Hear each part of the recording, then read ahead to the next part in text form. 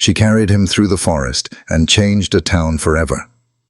It began with the sound of footsteps, uneven and desperate, on a sun-baked road. Lily Hart emerged from the tree line, a small child bent beneath the impossible weight of a broken dog. His fur was torn, his breath ragged. Blood stained her shirt where his muzzle rested against her shoulder. For 8 months, she had lived in silence, her voice buried under grief. But now, for this dog, this stranger who looked into her with pleading amber eyes, she spoke. "Please save him." Those words ignited a chain of events that would unravel secrets, expose cruelty, and remind an entire town of the power of compassion. By mid-afternoon, the dirt road outside Cedar Ridge had turned the color of burnt wheat, hard-baked by a sun that showed no mercy. Heat shimmered above the sage and cheatgrass, the whole valley holding its breath. Officer Noah Cole had driven this stretch 1,000 times since he'd pinned the badge to his chest, and 1,000 times the road had given him nothing more than dust and quiet. Today it gave him blood.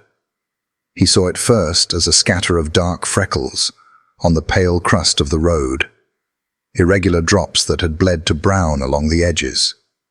He eased his cruiser to a crawl. The air conditioner hummed, but he cut it, rolled the window down, and let the heat slap his face. Blood smelled like old pennies and rain that never came. He put the car in park and stepped out, boots sinking a whisper into powder. The line of droplets staggered like a drunk man's walk, then grew heavy near the crown of the road where the sun hit hardest. Beyond that, the land opened into a meadow furred with timothy and wild alfalfa, the blades bowing in the hot breeze. And there, so small he mistook her at first for a trick of the heat, moved a child. She was no more than 6. Hair the color of straw that had been left in the sun too long, plastered to her temples, bare knees nicked and dirty. On her shoulders, God help them both, lay the torn bulk of a German shepherd, his coat matted and black with blood in places where it should have been tan and gold. The dog's front leg hung at a wrong angle. The muzzle was swollen, one ear jagged as if the wind itself had bitten it. Noah didn't think. He ran. The girl's feet slipped on the road crust, but she reset herself with the stubbornness of someone who has already decided this is how it will be. The dog's chest rose and fell in stuttered bellows against her neck. Every few steps, the great head slid, and she heaved it back into place with a small, soft sound, half apology, half promise. "Hey," Noah called, breath burning in his throat. "Hey, kiddo, I've got you. I've got him." She turned jerkily. Her eyes were river blue, rimmed red with salt and dust, too big for the narrow face. He reached her just as her knees went loose. He slid an arm beneath the dog's forequarters and the other under the barrel of his chest, feeling heat and tremor and the slick of blood. The dog made a low sound, not a growl exactly, but memory pushed through pain. Noah braced and took the weight. The child, freed of it, swayed and then steadied herself by laying both palms on the shepherd's shoulder as if to say, "I'm still here." The dog's smell rose around them. Iron, fear, the sour of muscled work. Up close, Noah could see the old scars beneath the fresh damage, pale ridges where fur grew thin, the map of a life that had been all sharp corners and no soft landings. And then, like a bell ringing far off in the timber, something inside Noah recognized the dog beyond all the ruin, the cut of the skull. The eyes, one a shade lighter than the other. The white flash at the breastbone is like a fingertip smudge. "Aegis," he said, before he had time to stop himself.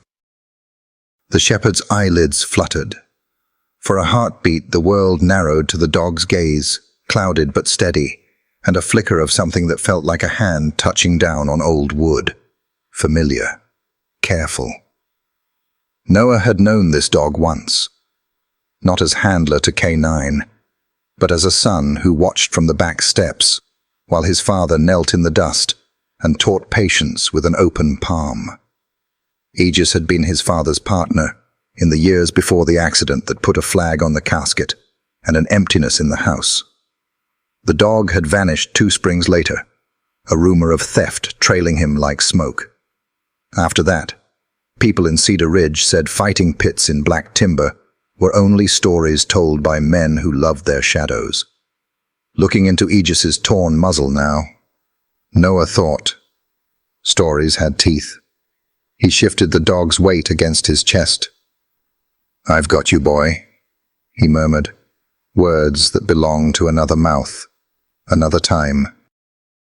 He felt the old ache open in him, the kind that doesn't shout but leans heavy on your shoulder until you remember it's there. The girl's hands were still on Aegis, as if she had tethered herself to him with nothing more than touch. She wore a blue dress printed with small white flowers, the hem webbed with burrs. A pink backpack hung askew. Her lips moved once, then again, and what came out was ragged and hoarse, a voice pulled from somewhere deep where it had been hiding. "Please, save him." The words startled the air. They startled Noah too. He had been told Lily Hart did not speak, not since the night the rain went hard and her mother's car left the road at the pass, lighting the dark with broken glass.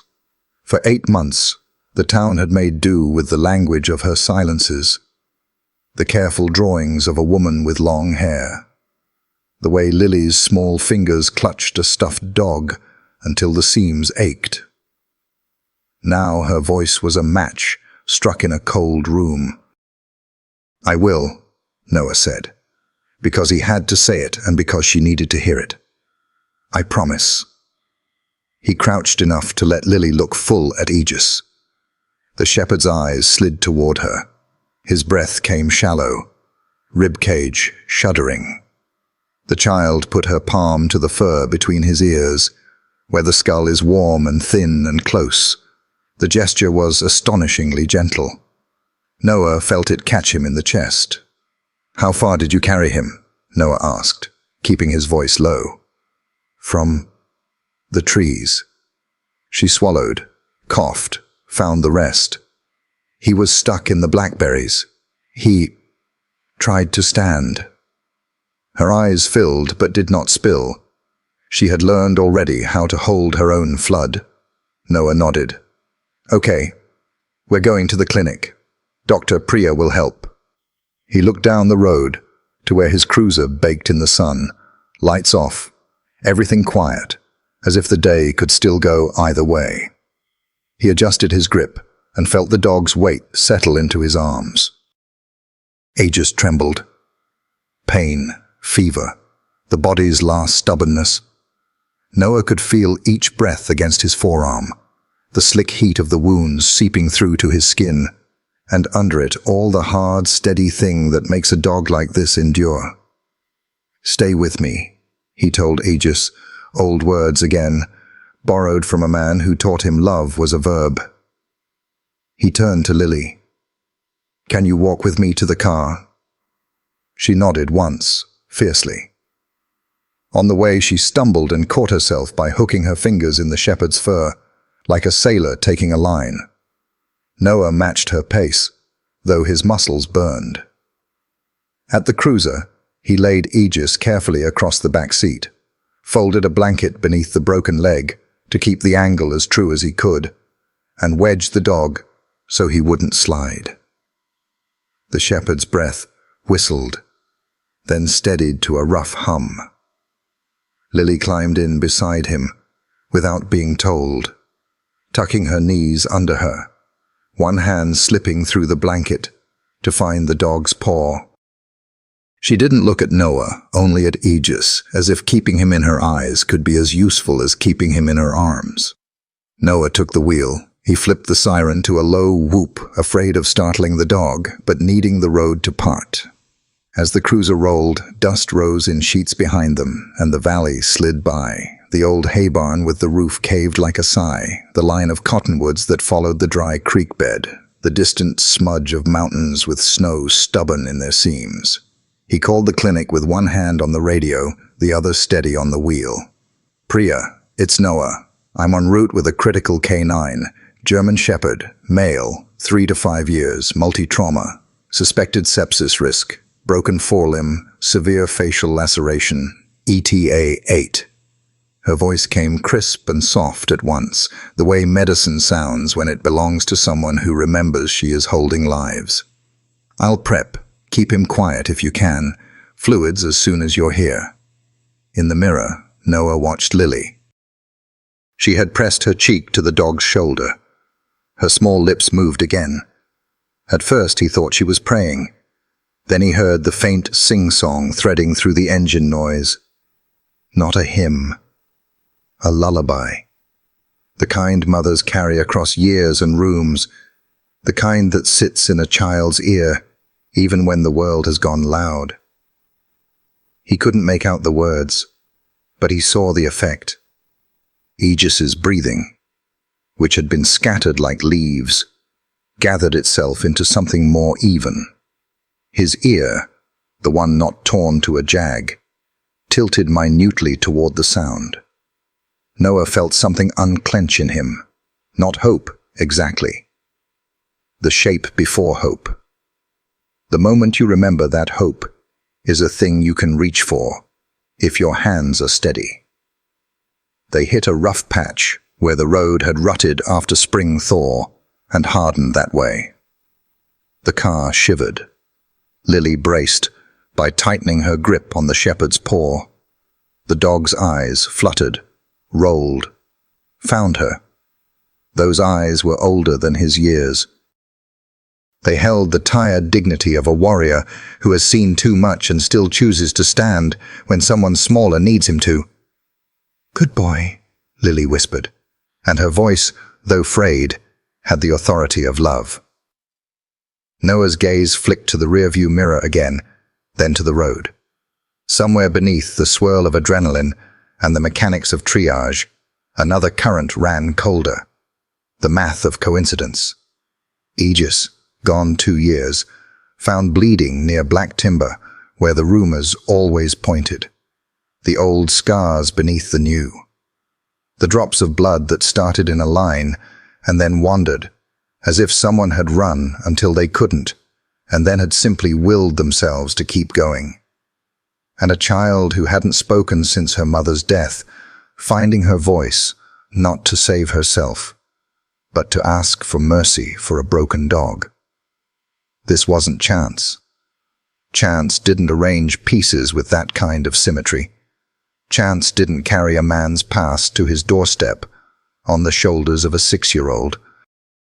The clinic's low white building came into view, its faded sign haloed by heat. Noah pulled to the curb. The door flew open before he could lean on the horn. Dr. Priya Anand stood framed by the glare, surgical cap already on, eyes taking everything in, blood, limp, breath rate, the child's hand where it was, doing whatever work it could do. "Back room," she said. "Now." Noah gathered Aegis again. The dog made that same not-quite growl, then let himself be moved, trusting because there was nothing left in him but trust and pain, and the animal knowledge that sometimes one is the way out of the other. Lily trotted at Noah's knee, close enough that her shoulder brushed his thigh at every other step, as if to remind him that all 3 of them had skin in this. They crossed the threshold into cool air and antiseptic light. Metal trays gleamed. A monitor blinked a green pulse like a steady, far beacon. Priya pointed to the table. "Here." "Easy." As the weight left his arms, Noah felt a tremor race through him. The delayed payment of effort he hadn't counted while he was doing it. He set his palms on the edge of the table and breathed once, deeply, the way his father had taught him when the world needed you to be the quietest thing in the room. Behind him, Lily's lullaby trailed off. She looked to Noah, as if to ask if she should keep going. He nodded. "He heard you," he said, voice low. "Keep talking." She climbed onto a stool, bent close to Aegis's ear, and began again. The tune thin, but true. Priya's hands moved. IV, oxygen, pressure bandage. The kind of work that looks like a dance if you've watched enough of it done well. Noah stepped back to give them room. He wiped his forearms with a clinic towel and saw, embedded in the weave, the small dark commas of the dog's blood. He didn't know yet what story those marks would write, only that they had started the telling. Outside, a siren crossed somewhere far off, then faded. The heat pressed its full weight against the windows. In the bright, cold room, a child's voice braided with the steady chirp of the monitor, and the dog's chest lifted and fell, lifted and fell. Noah closed his eyes for the length of one breath, then opened them to what came next. The weight of the shepherd nearly buckled Noah's knees, but he locked his arms and adjusted. Muscle memory from years on the force rising to the surface. Aegis's body was heavy with blood and fever, his chest rattling with every shallow breath. The dog was more dead than alive, and yet he clung on, as if some unseen thread bound him to the little girl now trembling beside Noah's boots. "Easy, boy," Noah murmured, lowering the shepherd to the dust long enough to assess. The heat rising off the dog was alarming. One eye cracked open, amber dulled but still aware, still fixed on the girl as if she were the only compass left. And that's when it happened. The child's lips moved again, cracked from sun and silence. Her voice came out thin, rasping against a throat that had forgotten how to form sound. But it was unmistakable. "Please, save him." The words barely carried, more exhale than speech, yet they landed like a stone in Noah's chest. He froze, almost doubting he'd heard it. For 8 long months, Cedar Ridge had whispered about Lily Hart's silence, how the accident had stolen her mother, and with her the girl's voice. Teachers had spoken in gentle tones. Neighbors nodded with pity. Even Owen Hart, her uncle, had accepted it as permanent, the way frost kills early blossoms. But Noah had heard her. Words, fragile and trembling, rising from the wreckage of grief, because this child could not bear the thought of losing one more soul she loved. For a moment, he couldn't breathe. His own throat constricted as memory pried open its box.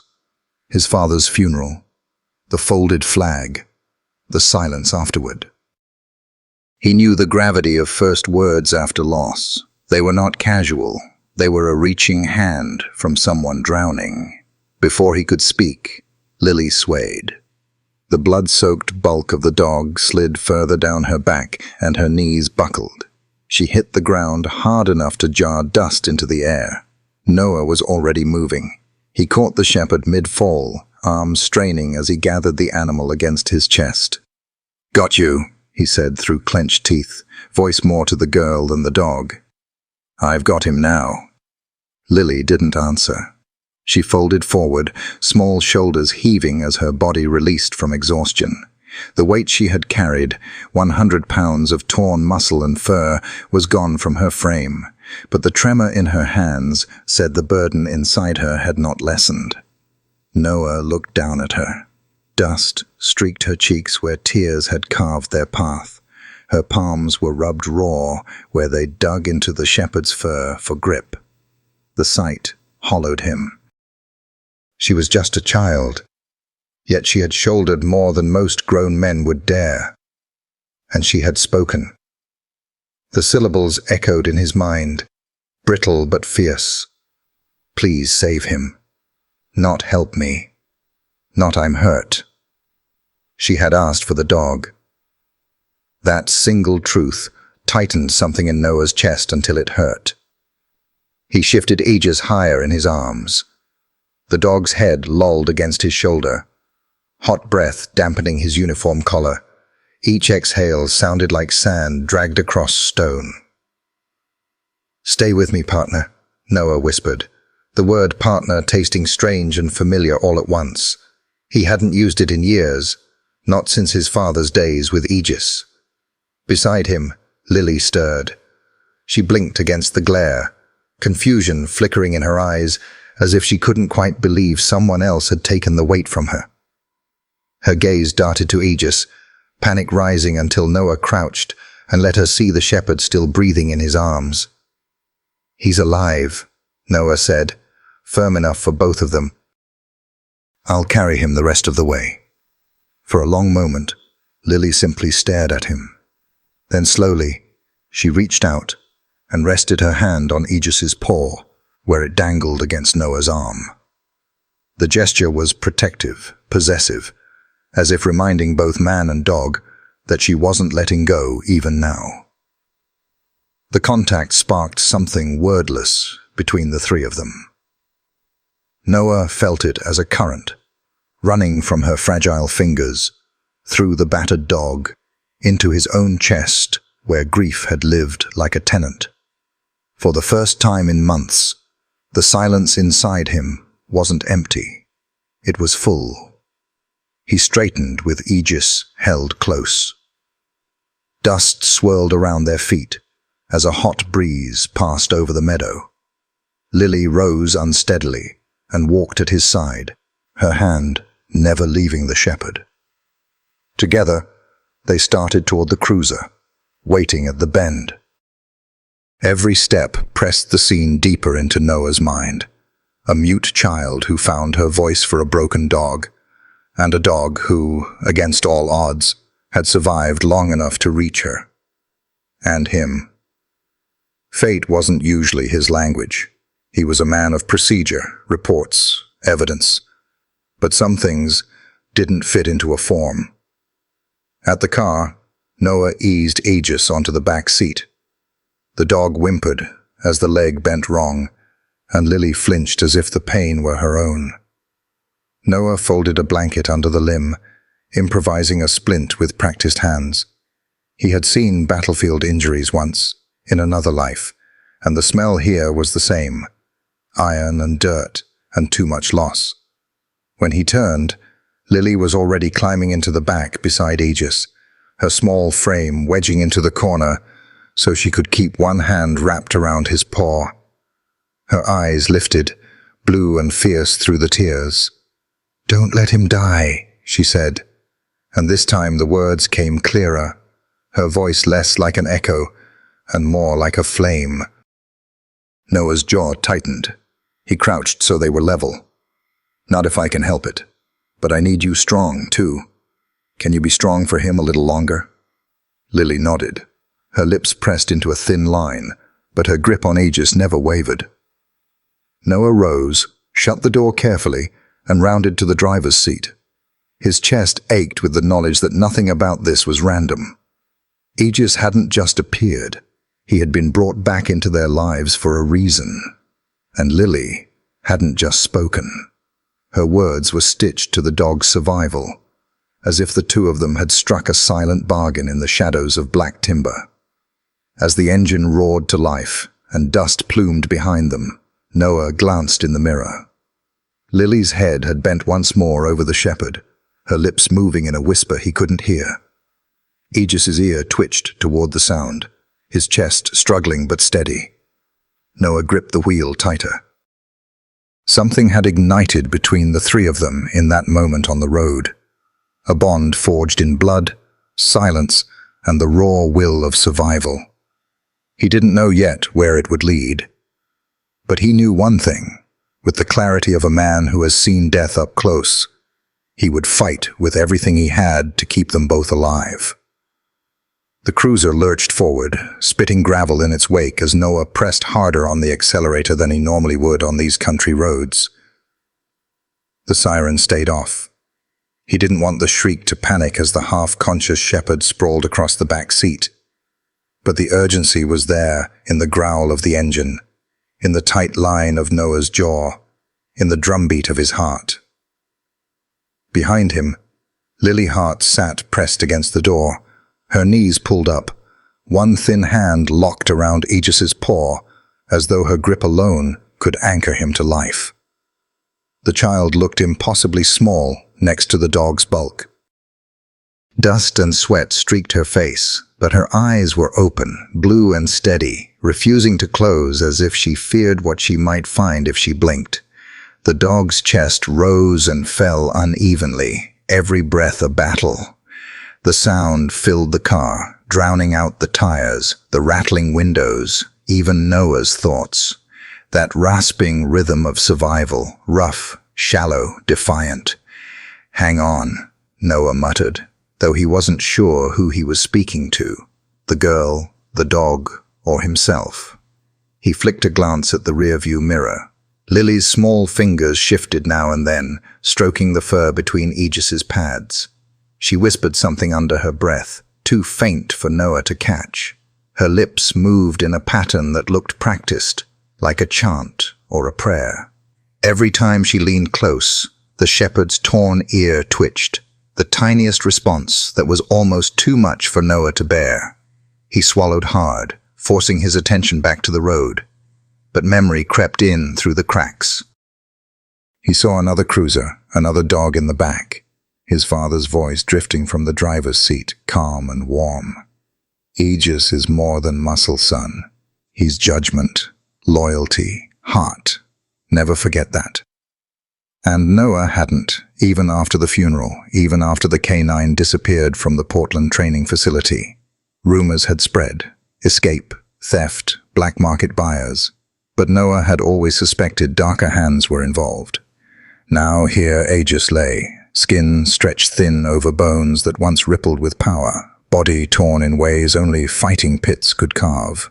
The old white streak at his chest was still there, proof enough. This wasn't a chance. This dog hadn't wandered back into Cedar Ridge by accident.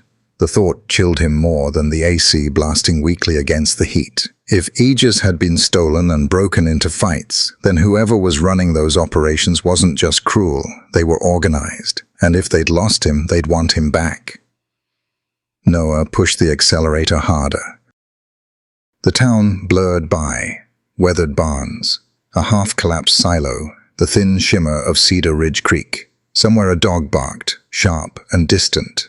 The smell of pine drifted in as they neared the edge of town, resin mixing with the copper tang of blood that still clung to Aegis's coat. Lily coughed softly, dragging Noah's gaze to the mirror again. She hadn't spoken since those desperate words on the road, but her expression told him enough. She was holding herself upright by will alone, her lips pressed thin, her chin tucked, every ounce of her small body committed to not breaking.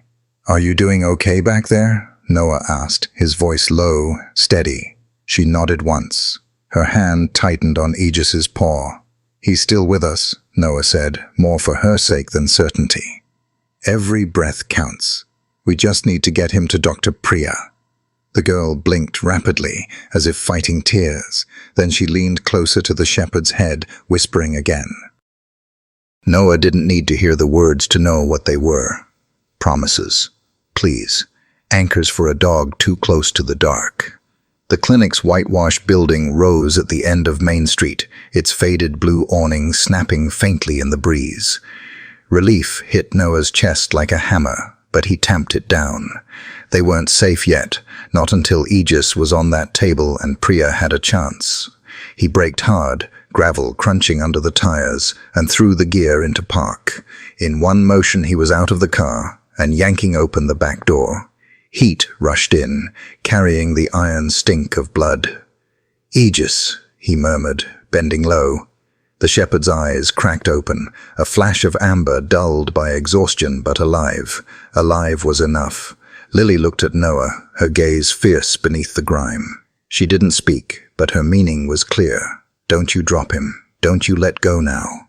"I won't," Noah said, meeting her eyes with the weight of a vow. He slid his arms under the shepherd, feeling the tremor of pain ripple through the dog's muscles. Aegis's head rolled against his chest, heavy and burning with fever. Lily hovered at his side, her hand staying on the dog's paw until the last possible second before she darted forward to push open the clinic door. Inside, cool antiseptic air met them. Stainless steel glinted under fluorescent lights. And at the far end of the hall, Dr. Priya Anand was already waiting. Gloves snapped on, her dark eyes sharp with focus. "Back room," she called, gesturing them forward. "Get him on the table." Noah carried the dog past the waiting room chairs, his boots thudding against linoleum. Lily trotted close, her fingers brushing the shepherd's flank, as if to remind him she hadn't let go. Not truly. As they reached the exam room, Aegis wheezed, a sound so frail it stole Noah's breath. He glanced down, meeting that battered gaze one more time, and what he saw there pierced him. Trust, bruised but unbroken. Noah swallowed against the lump in his throat. Not coincidence, he thought again with grim certainty. This is a reckoning. And as he laid Aegis gently on the steel table under Priya's steady hands, Noah knew one thing for certain.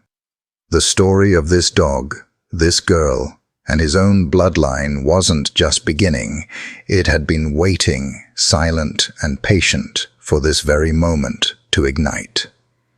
The town still remembered the night it happened.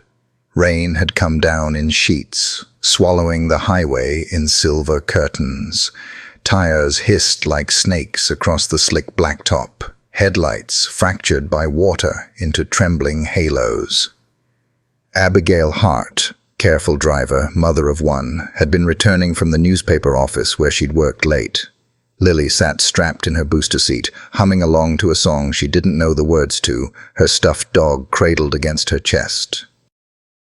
The impact was sudden, violent, like the earth itself had risen up to strike. Later they said a deer had darted out, that Abigail had swerved, lost traction on the mountain pass curve. The car crumpled against the guardrail, glass spraying like cruel stars. Abigail was gone in an instant, her life snuffed before she had time to scream. Lily survived. Miraculously, the doctor said, her small body protected by belts and luck. Not a scratch deep enough to scar her skin. But inside, something sacred had shattered. From that night forward, the girl's voice fell silent. In the days after the funeral, when cedar smoke lingered in the church rafters and neighbors brought casseroles in endless waves, Lily sat still. While Pastor Myers bent low to pray, while Mrs. Bowman coaxed her to eat a bite of apple pie, while Uncle Owen patted her hair stiffly and muttered, "It'll be all right, kiddo," she said nothing. Her lips pressed shut, her blue eyes fixed on something only she could see. When she returned to her kindergarten class, crayons and finger paint waited for her, bright and hopeful. Lily picked up the black crayon first, then the blue. She filled page after page with simple sketches. A tall woman with long hair, a car with broken windows, a little girl holding a stuffed toy dog in the middle of it all. No sun, no smile. The children whispered, and the teacher quietly pinned the drawings to the board. Heartbroken. At night, Lily curled beneath her blanket, clutching the toy dog tighter than breath itself. The fur was worn smooth, the button eyes scratched from years of small hands carrying it everywhere. She named it Buddy long before she could spell the word. After her mother's death, Buddy became the only witness to her grief. When nightmares clawed her awake, she whispered nothing. Only tears came, silent and burning. But in the morning, the pillow beneath Buddy's stitched head was always damp. The town grew used to her silence. People adjusted, as communities do. The children learned not to ask why Lily wouldn't answer their questions. Teachers learned to accept her nods and shrugs as conversation. The grocer slipped an extra lollipop into her bag without comment. She was Cedar Ridge's quiet child, the one who'd lost her voice to tragedy. And yet, even in silence, she had ways of reaching. Her eyes, when they rested on an animal, softened into something gentle, like light through stained glass. Cats approached her. Stray dogs wagged their tails as though she'd called them by name. It was as if the voice she'd buried still vibrated somewhere in the air, a language only creatures without words could hear. Then came that day on the dirt road. Noah had seen many things in his years as an officer: accidents, cruelty, desperate people at their lowest. But nothing struck him deeper than the way Lily's silence broke open for the sake of a dying dog. He replayed it in his mind as he sat outside the exam room at Priya's clinic, the sound of Aegis's ragged breathing leaking through the door. Please save him.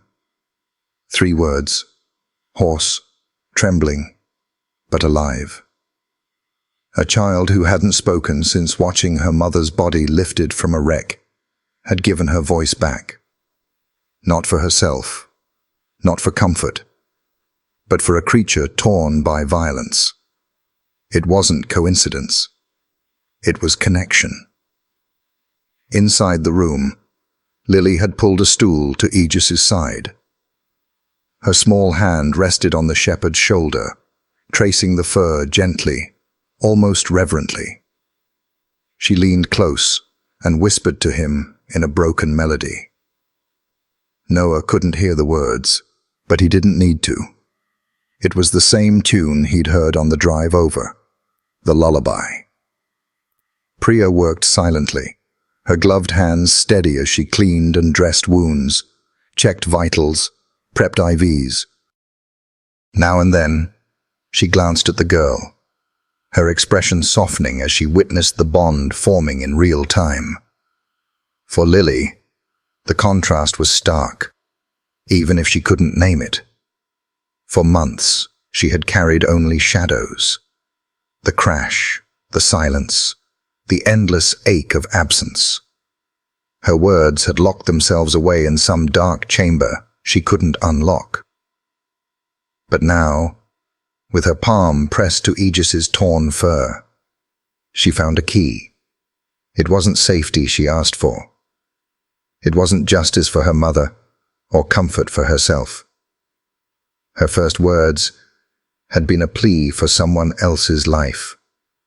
That was the child she had always been, the chatterbox with bright eyes, who once asked a dozen questions before you could answer the first.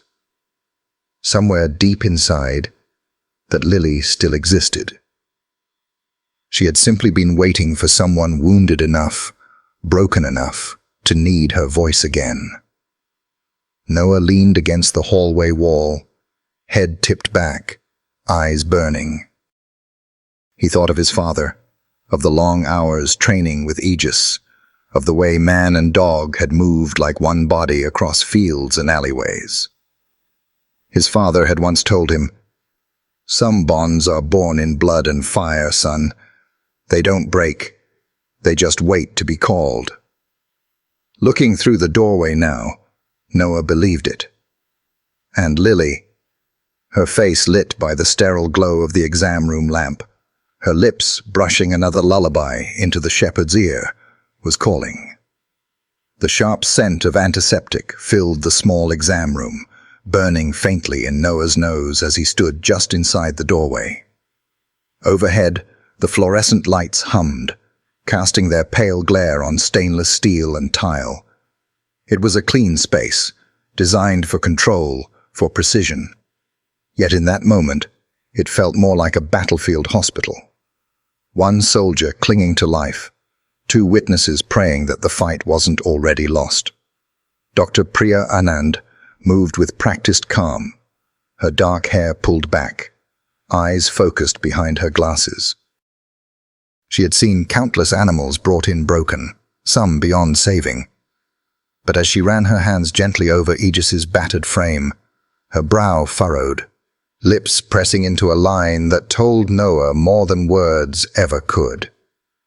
"Start with vitals," she murmured, more to herself than anyone else. The stethoscope slid against blood-matted fur. A pause, then a faint shake of her head. She lifted one massive paw, pressed gently, and winced at the sluggish response. When she probed the swollen left leg, Aegis whimpered, a sound so faint it made Lily flinch as if stabbed. Priya looked up, her voice quiet but steady. Compound fracture, mid-femur. It's been broken for hours. Severe blood loss. Dehydration. Her hand moved to the shepherd's muzzle, torn and swollen.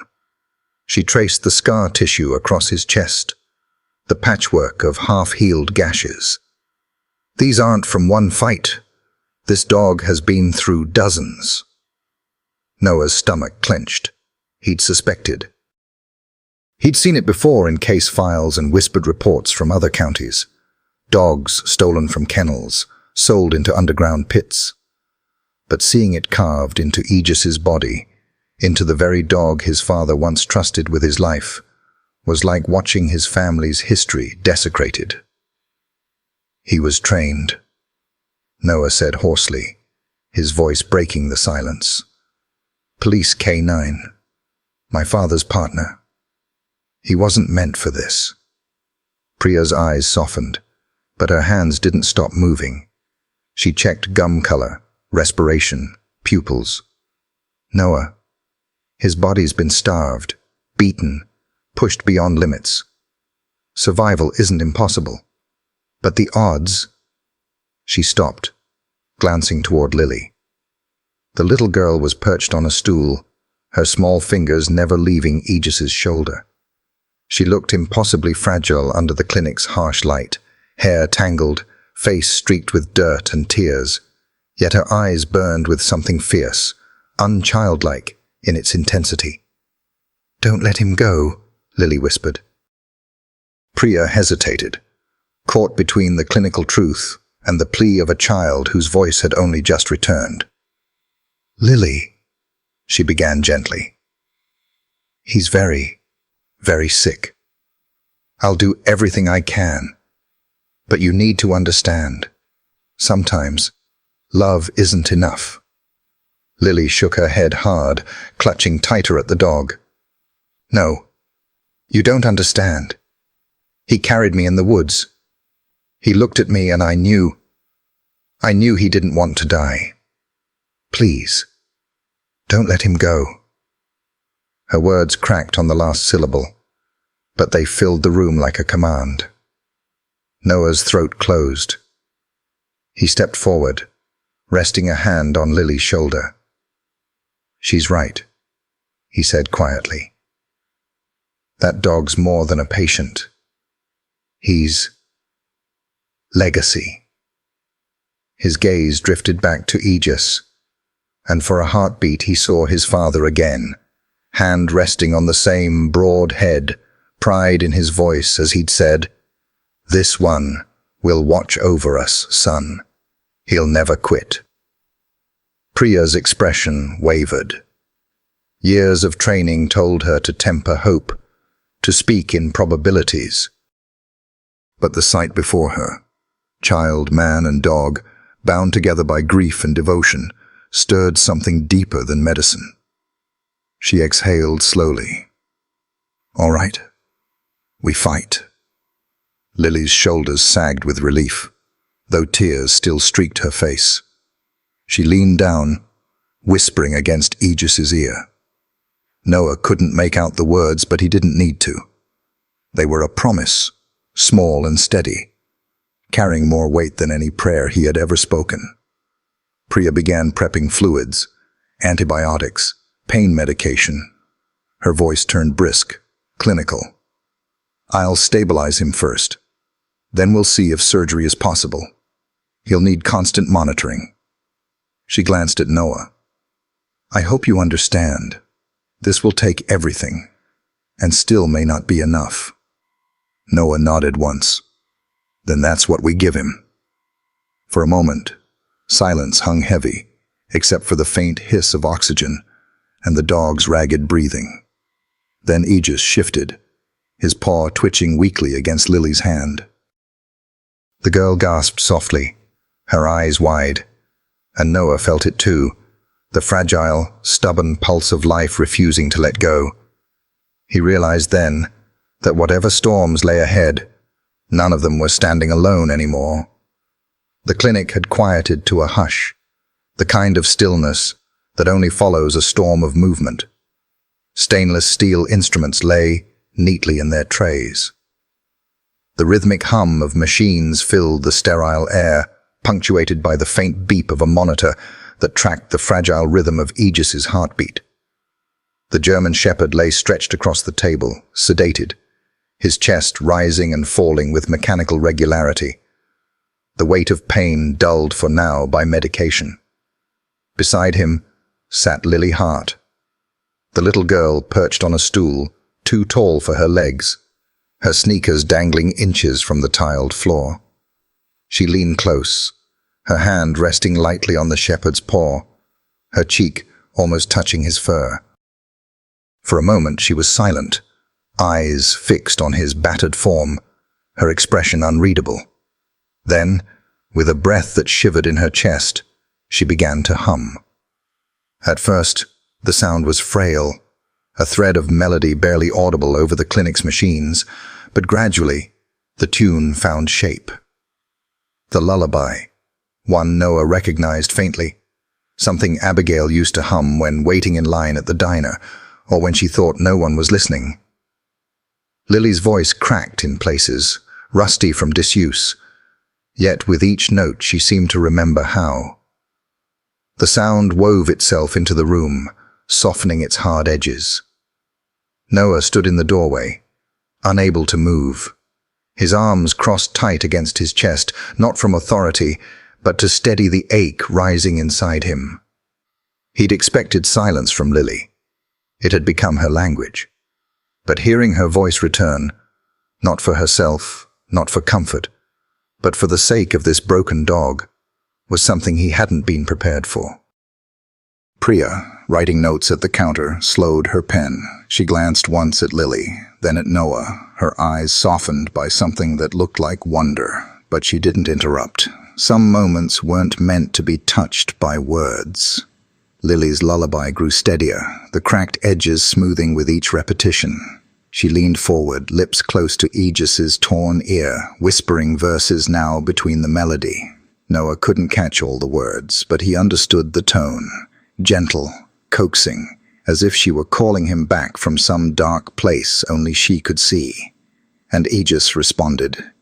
Even sedated, the shepherd's ear twitched faintly at the sound. His tail moved once, a small flick against the steel table.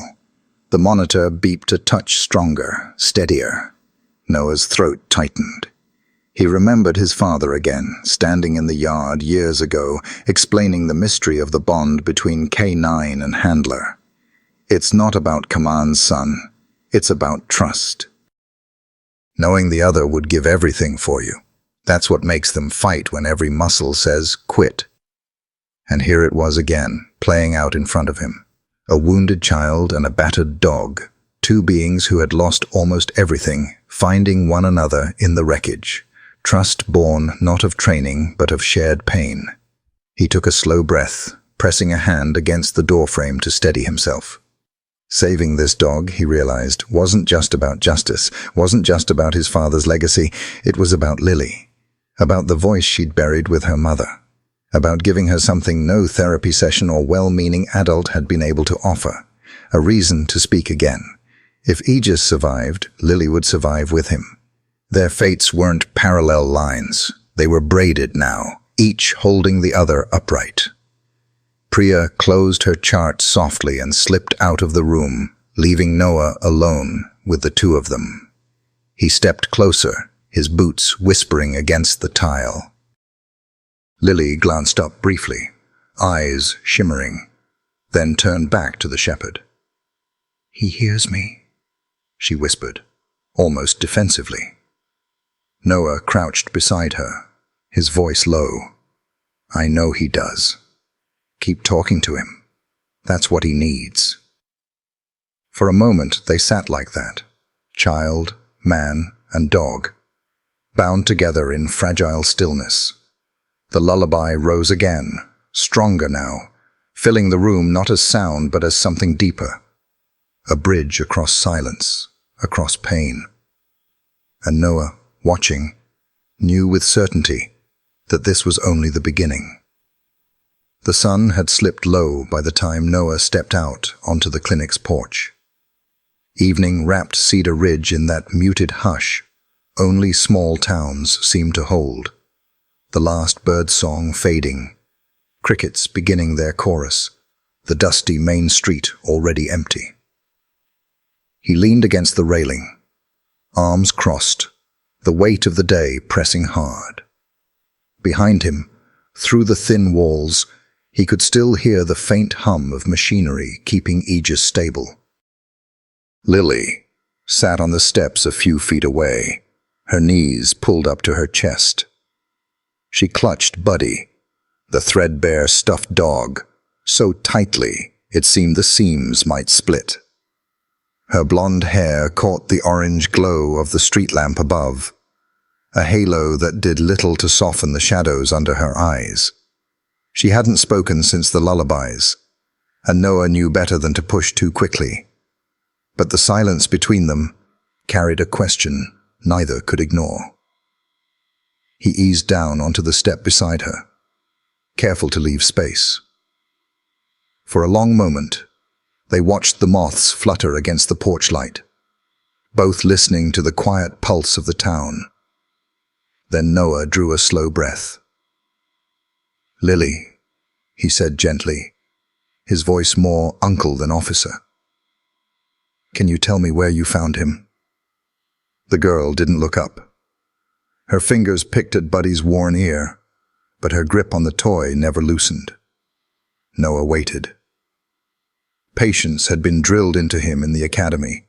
Wait for the door to open rather than forcing it.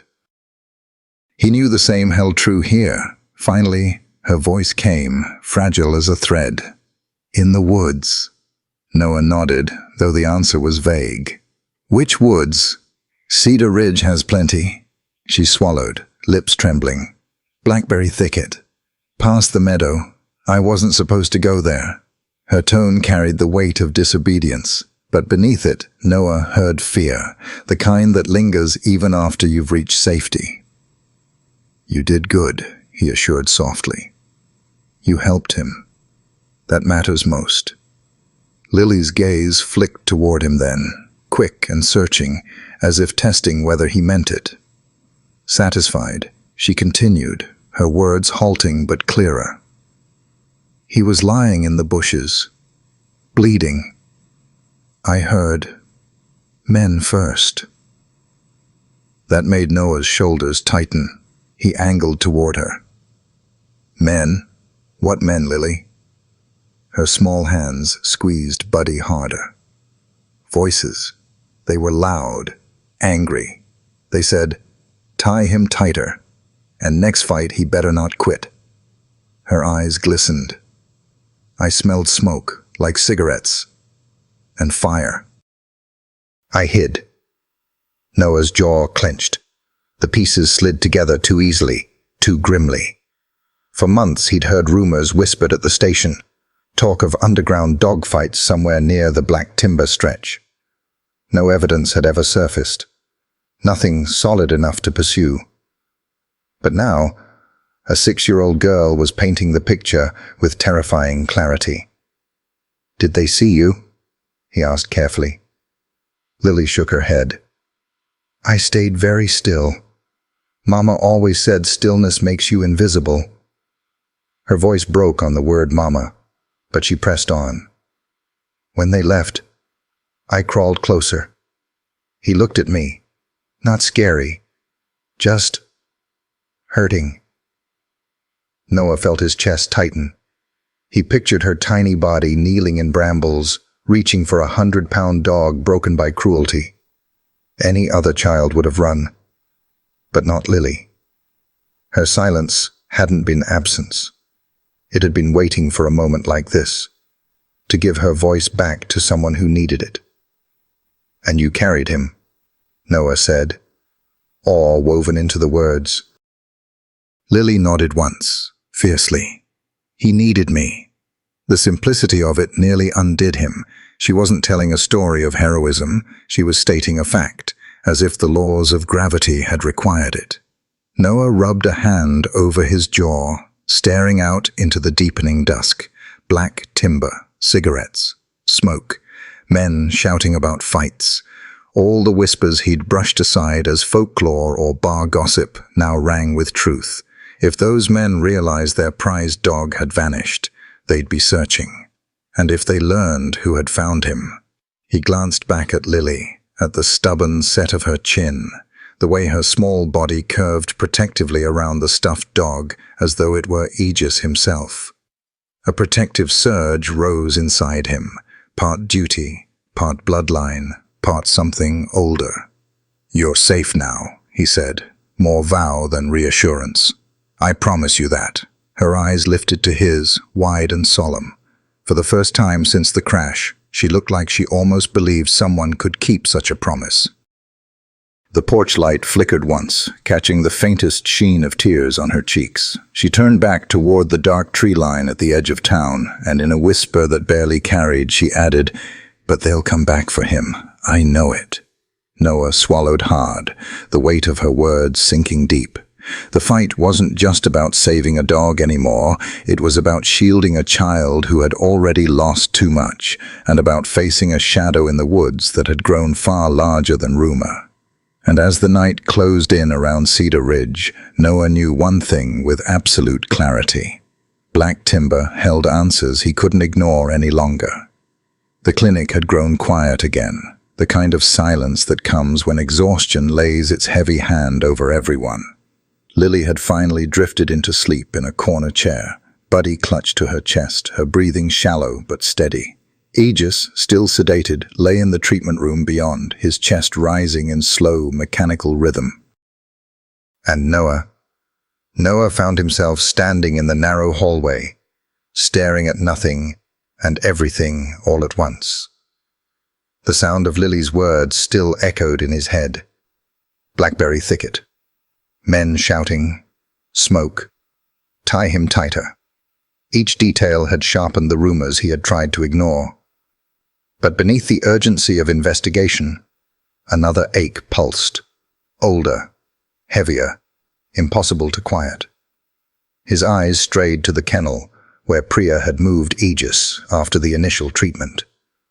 The dog's great frame filled the space, yet in sleep, he seemed smaller somehow, like a soldier stripped of his armor. Noah's breath caught. Memory rose unbidden. He was a boy again, maybe 12, standing at the edge of the training field behind the sheriff's office. His father, Sergeant Daniel Cole, moved like a man born for command, tall, steady, his voice low but sure. Beside him trotted a young Aegis, ears high, eyes alight, a creature made of muscle and loyalty.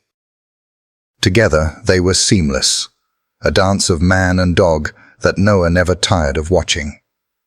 "Watch this, son," his father had called, pride glinting in his eyes. He raised his hand, gave a sharp command, and Aegis launched across the field. The shepherd leapt, caught the padded sleeve of another deputy in perfect form, teeth locked, stance steady, refusing to release until Daniel spoke the word. Then, just as quickly, Aegis disengaged, sat at attention, tail thumping once. Daniel knelt, scratching behind the dog's ear. "That's my boy," he said softly, though Noah knew he meant it as much for Aegis as for himself. "Remember, Noah, this isn't about teaching a dog to bite. It's about teaching him to trust. Trust that you'll lead him right, that you'll stand with him no matter what." That was the last memory Noah had of them, whole. Months later, a domestic call had turned into a standoff. Daniel and Aegis had gone in together. Only one had come back. The news of his father's death had gutted Noah, but seeing Aegis's empty kennel after, that had carved a wound deeper still. He'd wondered then if dogs felt grief the way people did. Watching Aegis now, scarred and battered, Noah knew the answer. Yes, they did. He leaned against the cool wall, eyes closing, the memories colliding with the present. His father gone, Abigail Hart gone, 2 families fractured. And in the middle of it, 2 children, himself once, now Lily, left with silence where voices used to be. He thought of Lily clutching that stuffed dog as if it were lifeline, her voice emerging only when Aegis needed saving. She was carrying her grief the way he had once carried his, quietly, invisibly, until the right weight cracked it open. Noah's throat tightened. He had sworn never to let another child face that kind of loss alone. And yet, here was Lily, blue eyes shadowed by trauma, trying to hold the broken pieces together with lullabies. He stepped softly into the kennel room, kneeling by the bars. Aegis stirred faintly, one ear twitching. Noah pressed his hand against the cool metal, voice low, rough. "You remember him, don't you?" he whispered. "My dad. You remember the field, the work, the way he trusted you." The shepherd didn't wake, but his breathing shifted, a faint rumble in his chest like a dream growl. Noah's heart clenched. "I lost him, just like she lost her mama. And now it feels like the three of us are stuck in the same story, doesn't it? Different chapters, same pain." His eyes stung, but he didn't look away. He wanted Aegis to see him, even in sleep. "Maybe that's why you found her. Why she found you. Broken pieces, calling to each other." He thought of his father's words again.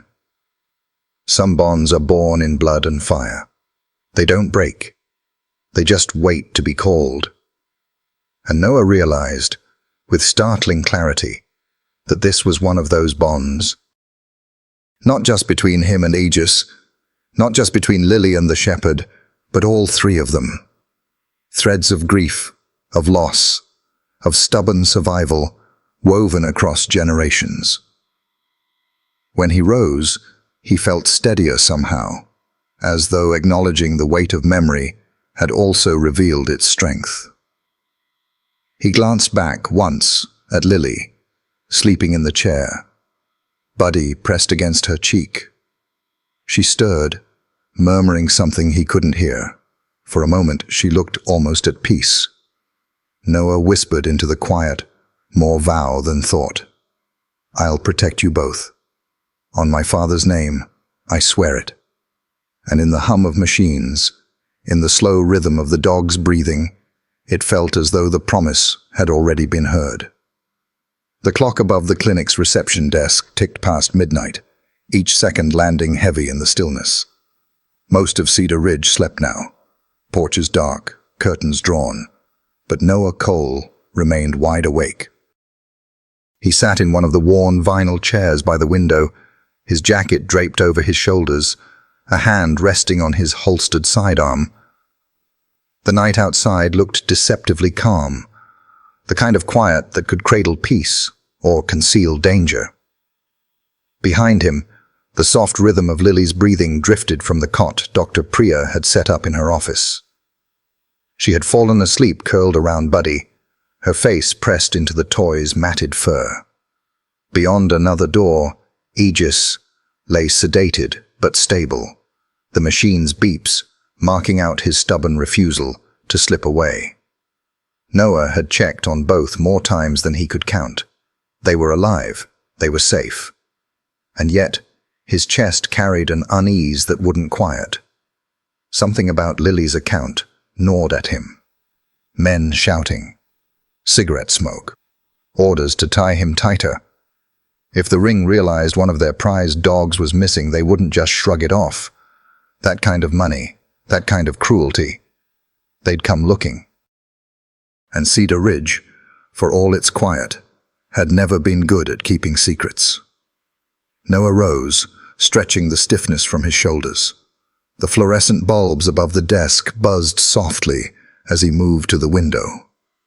Outside, the street lamp cast its narrow pool of light onto the gravel road. Beyond it stretched shadow, the kind that swallowed detail, leaving only suggestion. That's when he saw it. A truck sat parked across the street, engine running low and steady. Its paint looked dark, black, maybe midnight blue, but under the dim light, it was hard to tell. The windshield glinted, hiding the driver's face. Yet Noah could feel the weight of someone's gaze fixed on the clinic. His pulse ticked faster. He slid closer to the window frame, angling himself so the curtain veiled his outline.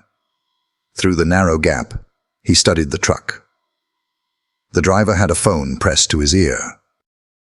Though Noah couldn't hear the words, he read tension in the man's posture, the forward lean, the quick jerks of his free hand as he gestured in the shadows. Every instinct in Noah screamed that this was no passerby. Minutes crawled. The man didn't leave. He sat, staring, listening, speaking into the phone like someone reporting to a superior. Noah's hand brushed against the cold grip of his weapon. His training urged action. Step outside, confront, take control. But another instinct, older and heavier, whispered caution. Lily was inside. Aegis, too. If this man wasn't alone, charging blind could risk everything. Instead, Noah memorized the square cut of the truck's fenders, a dent above the left headlight, the way the brake light flickered faintly, like wiring worn thin. He locked the details into memory, the way his father had once taught him to recall suspects on the fly. At last, the man shifted. He ended the call, lowered the phone, and turned his head toward the clinic's glowing windows. For a breathless second, Noah swore their eyes met through the glass. His skin prickled with the certainty of being marked. Then the man put the truck into gear, rolled slowly down the gravel road, and vanished into the embrace of the trees. Noah stayed at the window long after the taillights disappeared, watching only darkness. His jaw worked, muscles tight, breath measured. The truth pressed hard against his ribs. Aegis's escape had not gone unnoticed. Behind him, Lily stirred, murmuring something in her sleep, the fragile sound pulling him back to the present. He turned, softened by the sight of her small frame, curled in safety, for now. He checked once more on Aegis, the shepherd's chest still rising steady, his body broken, but not surrendered. Noah returned to the chair by the window, lowering himself into the shadows. His hand hovered near his weapon again, but this time it wasn't readiness alone. It was vow. If the men in the woods thought they could reclaim the shepherd, they would find Cedar Ridge no longer asleep.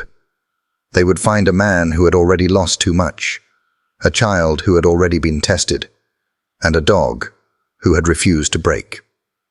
And Noah promised silently into the night. He would not let any of them fall again. The town hall of Cedar Ridge glowed with warm light, spilling through tall windows onto Main Street. Inside, folding chairs scraped against polished wood floors as neighbors gathered in clusters.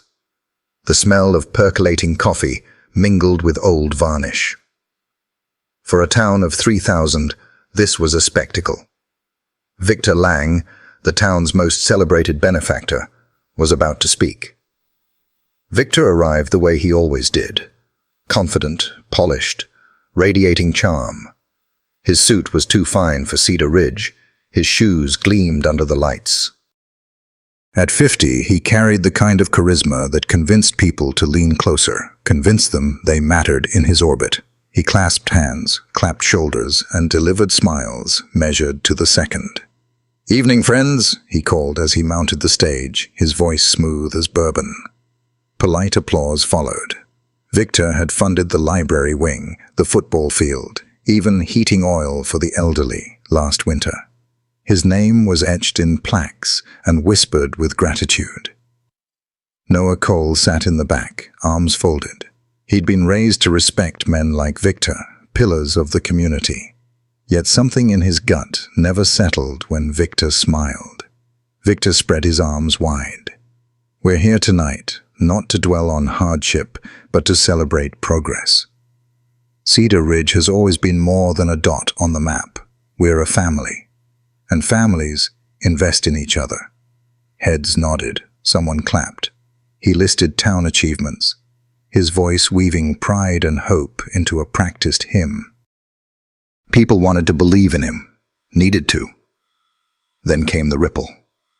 A woman stood during open comments. "Victor, did you hear about little Lily Hart? Folks say she carried a wounded shepherd out of black timber and brought him to Dr. Priya's. Brave little thing." The room murmured. Noah felt his pulse tighten. He hadn't expected the story to spread so fast. Victor's smile faltered for a heartbeat. To most it looked like nothing. But Noah caught the flicker. Irritation, sharp and unguarded. Then the mask returned. "Children never cease to amaze me," he said warmly. "Why? I'll have to visit Lily myself. Perhaps bring her a gift. She deserves to be honored." The crowd chuckled, reassured. Someone called, "That's why we love you, Victor." Laughter followed. But Noah had seen it. The crack behind the smile, the grip on the podium a fraction too tight. When the meeting ended, people clustered around Victor, eager to shake his hand. Noah stayed seated, steady. The name of a dog had rattled a man who never rattled. That told him more than words could. As the hall emptied, Victor caught Noah's eye. Their gazes locked. Victor smiled again, but in his eyes Noah thought he saw a warning. The clinic smelled of antiseptic and lavender. Evening pressed against the windows. Aegis lay sedated in a kennel, his body swathed in bandages, machines beeping steadily. Lily sat cross-legged on the floor nearby, Buddy tucked against her ribs, whispering secrets to the shepherd. The door creaked open. Noah turned from the counter. A broad-shouldered man stepped inside, blond, streaked with gray. Owen Hart. "Uncle Owen!" Lily scrambled up, nearly dropping Buddy. Relief softened her face, though shadows under her eyes showed exhaustion. Owen knelt, pulling her in.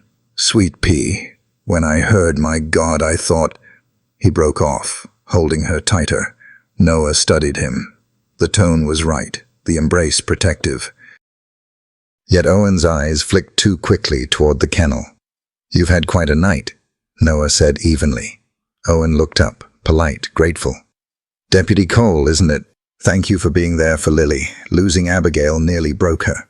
His voice faltered on the name of his late sister-in-law, though his grip on Lily never wavered. "She's stronger than most," Noah replied, watching Lily retreat back to Aegis's side. Owen moved toward the kennel, crouching to study the battered shepherd. His smile didn't reach his eyes. "So this is the dog, the one she carried out of the woods." "His name's Aegis," Lily said firmly. Owen blinked. "Aegis, that's a soldier's name." "It was my father's partner," Noah said. Owen's head jerked slightly. "Daniel Cole's dog? I thought he disappeared years back." "He did," Noah replied. "Turns out he didn't just disappear." Something flickered across Owen's face. Unease, knowledge. Then it was gone. He smoothed Lily's hair. "And you, Sweet Pea, where did you find him? Near the creek?" "In the blackberry thicket," Lily whispered. Owen nodded slowly. A dangerous place for a child alone. His voice was concerned, but Noah caught the calculating glint. "Lily handled herself," Noah said sharply. "She saved his life. That's what matters." The air went taut. Owen's smile stretched thin. Finally, he clapped Noah's shoulder with forced warmth. "Of course. I'm glad she's safe. We'll make sure she doesn't wander that way again." Noah met his gaze. "We'll make sure of a lot of things." Owen broke eye contact, moving toward the door. "Come by the house tomorrow, Lily. I'll make pancakes. And keep that dog safe, Deputy. Wouldn't want anything else happening to him." The words were kindness on the surface, but Noah heard the warning. When Owen left, the clinic felt colder. Lily stroked Aegis's paw. Noah stood watching the door, unsettled. Owen had said all the right things, but his eyes told a different story. The night deepened. Lily slept curled on a cot. Buddy pressed to her chest. Aegis twitched in uneasy dreams. Noah sat at Dr. Priya's desk, the glow of her old computer washing his face. A mug of coffee sat cold at his elbow. He scrolled through the sheriff's archives. Reports stretched back 5 years. Stolen dogs from training centers across Oregon, Idaho, Montana. Mostly working breeds. German Shepherds, Belgian Malinois. The paperwork was hollow. Escaped during exercise. Missing from transport. Noah opened one file from Portland's Canine Training Division, dated 2 years back. Subject: Theft of Trainee. Aegis. He exhaled slowly. Proof. Aegis wasn't just any shepherd. He was the same dog who had trotted beside Noah's father, who had vanished without a trace. He hadn't been lost. He'd been stolen. Anger burned steadily. Noah clicked through the file. A timeline of thefts stretched like a web across the region, and as he studied the dates, a pattern emerged. Each theft coincided with construction projects in Cedar Ridge. He pulled up county records. There it was, the summer Aegis disappeared. Victor Lang had filed for warehouse renovations. 6 months later, another theft in Spokane, right as Victor funded the library wing. Last year, 2 shepherds were stolen in Boise, just before Victor unveiled community center plans. It couldn't be a coincidence. Victor Lang, beloved benefactor, had more cash than any small-town businessman should. The timing lined up too neatly. Stolen dogs, untraceable money, sudden bursts of generosity. Noah's jaw tightened. He thought back to the town hall, to the crack in Victor's smile when Lily's name was mentioned. That hadn't been admiration, it had been irritation. Now Noah knew why. Victor hadn't heard about a child's bravery. He'd heard about a missing asset, one too valuable to lose. Noah jotted notes in his pad. Dates, permits, deposits. The net was there. It only needed tightening. Behind him, the floor creaked. He turned, half expecting trouble. It was only Dr. Priya, her expression weary. "Still at it?" she whispered. "Couldn't sleep," Noah said. He gestured to the screen. "I think I've got something. Aegis isn't just a stolen dog. He's part of a pattern. And all the threads point back to Lang." Priya frowned. "Victor Lang? Noah, he's practically a saint in this town." "That's the mask," Noah said. "The louder the charity, the darker the shadow." Priya's gaze shifted to the kennel where Aegis lay. "If you're right, Lily's in more danger than any of us thought." Noah nodded slowly. Lily slept peacefully in the corner, her hand clutching Buddy like a lifeline. She had carried Aegis out of the woods, spoken for the first time in months, and stumbled into something far larger than she knew. Saving Aegis wasn't just about the dog. It was about unraveling the net that had taken Noah's father's partner, silenced Abigail Hart, and now threatened to devour Lily. He closed the files, slipping the pad into his jacket. Tomorrow, he would take this to Sheriff Jensen, though he already suspected the sheriff's hands might be tied. Power this deep didn't survive without roots in law enforcement.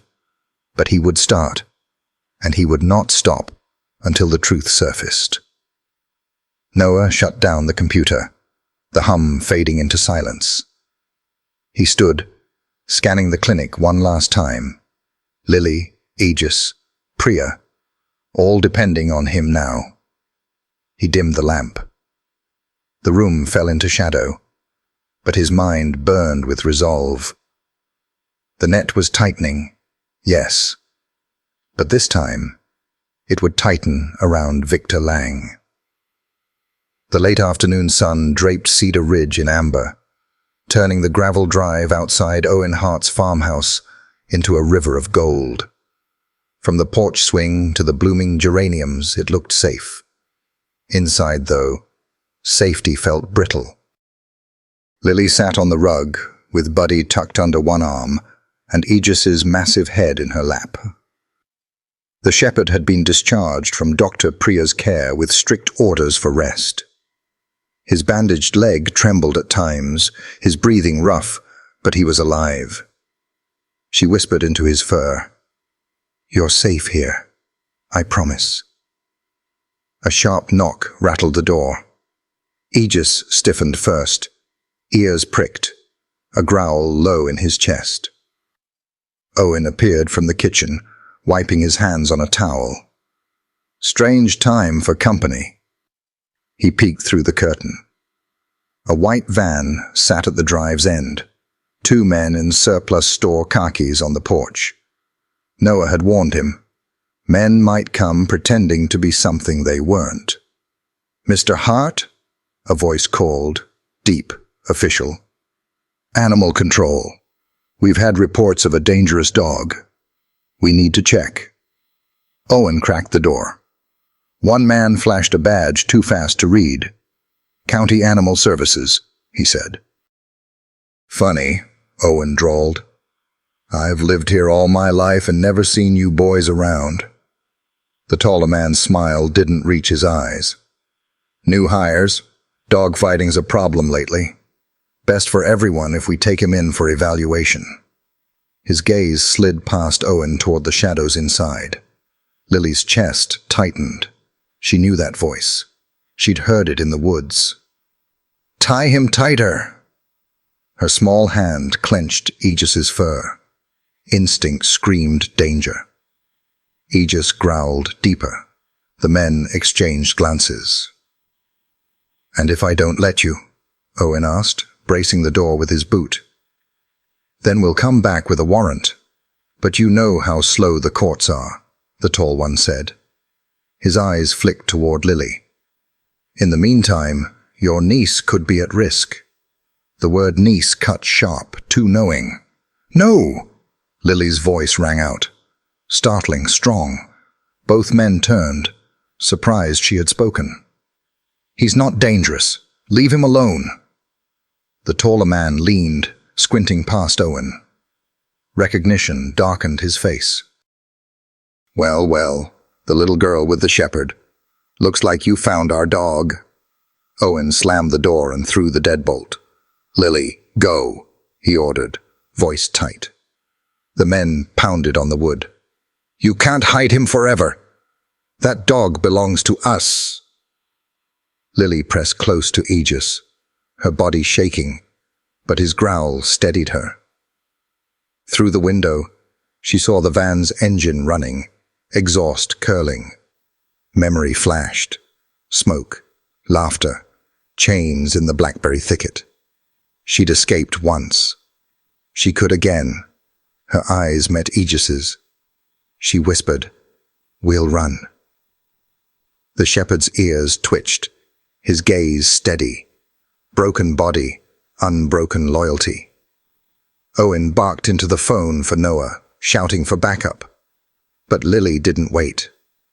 Tugging Aegis, Buddy bouncing at her side, she pushed the back door open. Evening light spilled across the porch, already fading into shadow.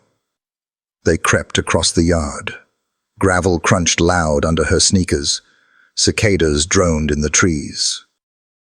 The woods loomed ahead, dark to most, but familiar to her. She whispered, "Almost there." Aegis limped beside her, his weight pressing against her when his leg faltered.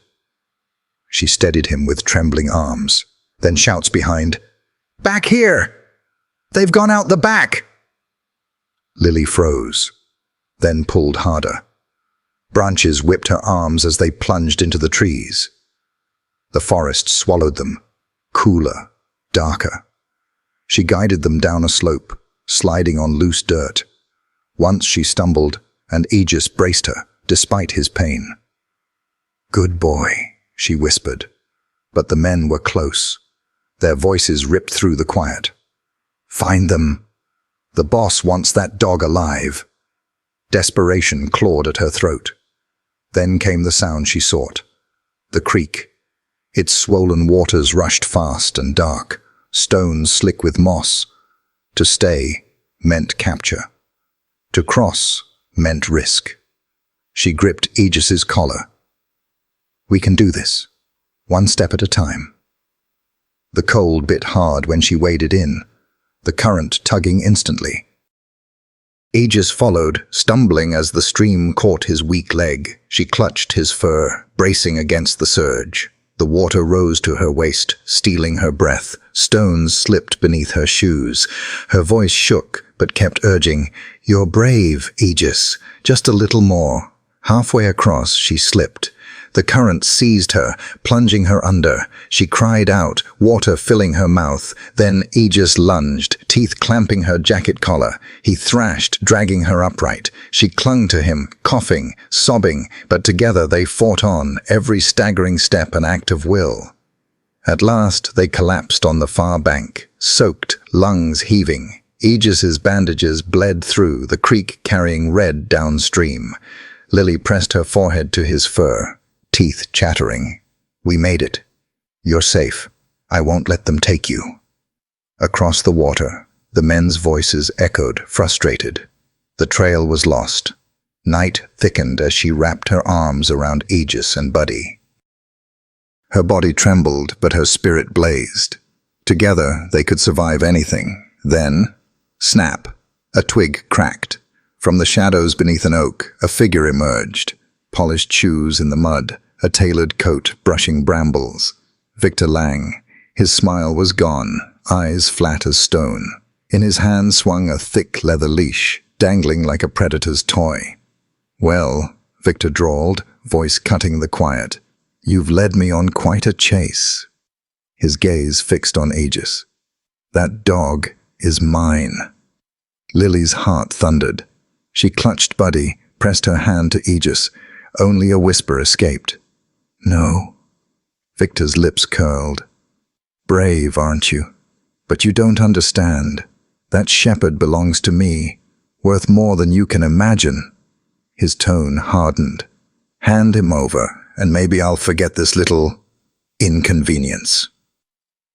Aegis bared his teeth, trembling with pain, but standing guard. Victor's smile thinned. "Still loyal, even after what I made you." "That's the problem. They forget who feeds them." He snapped the leash taut, the crack echoing. "He's not yours," Lily said fiercely, tears brimming. "He never was." Victor's veneer slipped. "Listen, girl. That dog was trained to fight, to bleed for me. Do you know how many bets I've won on his back? You can't change what he is." For a moment, doubt flickered in her. She'd seen the scars, the nightmares. But then she remembered. The creek, the lullabies, the shield he'd been against danger. Her voice rose, thin but unyielding. "You tried to break him, but you didn't." Victor's patience snapped. He lunged, hand reaching for Aegis's collar. A shot cracked the night. Bark splintered inches from Victor's head. He froze, turning sharply. From the shadows, Noah Cole stepped forward, rifle raised, eyes burning. His badge glinted faintly in the dying light. "Step away," Noah ordered, voice edged with steel. "That dog isn't yours." "Not anymore." Victor's hand hovered too long before pulling back. His smile was brittle now. "Deputy Cole, you're mistaken. That's my property. Stolen property." Noah's jaw tightened. His eyes flicked to Lily clinging to Aegis, then back. "Aegis isn't property. He's evidence. And if you think I don't see through your empire of blood and bets, you're dumber than I thought." Victor sneered. "You don't know what you're walking into, boy. This is bigger than you, bigger than this town." His voice dropped, venomous. "Push me, and you'll end up like your father." The words cut deep. But Noah steadied his grip on the rifle, rage under control. His father had died chasing justice. Now, standing between Lily, the dog, and the man who had corrupted them both. Noah felt that legacy burning in his chest. "You've taken enough," he said, voice steady. "From me, from this town, from her. It ends tonight." Victor's eyes narrowed. For a long moment, silence pressed, the creek rushing, Aegis's ragged breaths. Then Victor stepped back into the trees, his smile twisted cruel. "We'll see, deputy. We'll see." He vanished into the forest, menace lingering in the dark. Noah exhaled hard, lowering the rifle. He crossed to Lily, kneeling beside her. She threw her arms around him, sobbing. "He tried to take him. He said Aegis was his." Noah held her tight, his eyes locking with the shepherd's. Aegis's gaze, weary but resolute, sealed the unspoken pact. "Not anymore," Noah murmured. "He's not going back. Not ever." Behind them, the creek carried away the echo of Victor's voice. But Noah knew the fight was only beginning. The forest had gone eerily still. Even the creek seemed to hush beneath the tension strung tight as wire. Lily clung to Aegis's fur, her breath ragged. The shepherd stood rigid against her, his body battered but unyielding, amber eyes locked on the man stepping from the shadows. Victor Lang no longer wore the smile polished for town halls. Mud streaked his shoes, branches tore his coat, and his face burned with greed and fury. "Give him to me," he snapped. He lunged. Aegis thrust forward, teeth bared, a growl tearing through his chest so deep the leaves trembled. Victor froze. The pit dog he'd once owned was gone. What stood before him was something dangerous with loyalty. Then, crack. A rifle shot splintered bark inches from Victor's head. "Step back." Noah's voice cut the clearing. He emerged from the shadows, rifle steady, eyes cold. "Try it again, and the next one won't miss." Victor forced a brittle laugh. "You wouldn't shoot me, not in front of a child, not with your badge on the line." "You're not a man to me," Noah said flatly. "You're a threat, and I protect my own." Before Victor could reply, flashlights slashed through the trees, boots pounded. "Sheriff's Department," Marla Jensen's voice rang, hard as stone. Deputies fanned out, rifles leveled. Victor tried to recover. "Sheriff, thank God. A misunderstanding. That animal." "Save it," Marla snapped. Noah held up his phone, the voice memo glowing. Victor's own words played back. "That dog is worth 5,000. Abigail should have minded her own business." The circle tightened. Victor's mask cracked, jaw clenching. "Entrapment. You don't know who I answer to." "Tonight," Marla said coldly. "You're just another criminal. Surrounded." Victor's gaze swept the clearing. His eyes landed on Lily, pale but defiant, curled against Aegis. His voice turned venomous. Her mother thought she could change the world. Dug too deep. And what did it get her? A car at the bottom of Mountain Pass. The words dropped like an axe. Lily gasped, eyes wide. Noah felt rage slam through him. Abigail Hart, murdered for truth. His rifle never wavered. "You're confessing, Lang. And it's all recorded." Victor sneered, but his voice faltered. "Nobody will believe you. They always believe me." "Not tonight," Marla said. Her deputies pressed closer. Movement flickered at the tree line. Noah's instincts snapped. "Owen!" he barked. Flashlights swung. Owen Hart froze, sweat shining on his face. Guilt painted every line. "You were with him," Noah said. Owen's head dropped. His voice cracked. "I didn't mean for it to go that far. Victor said Abigail would ruin everything. I thought we'd just scare her." I didn't know. His words crumbled. Lily's voice broke like glass. Uncle? Owen flinched but didn't meet her eyes. Shame was louder than any denial. Victor chuckled cruelly. Family loyalty. Everyone bends. Not anymore, Noah snapped. Marla's voice cut sharp. Victor Lang, you're under arrest for conspiracy, animal cruelty, illegal gambling, and the murder of Abigail Hart. Her deputies closed in, cuffs gleaming. Take Owen too. He answers for his part. Victor spat fury, struggling in their grip. You think this ends me? I built this town. His words rang hollow now. Owen shuffled beside him, slumped and silent. Lily whispered his name once more, but he never looked back. Noah lowered his rifle, chest tight.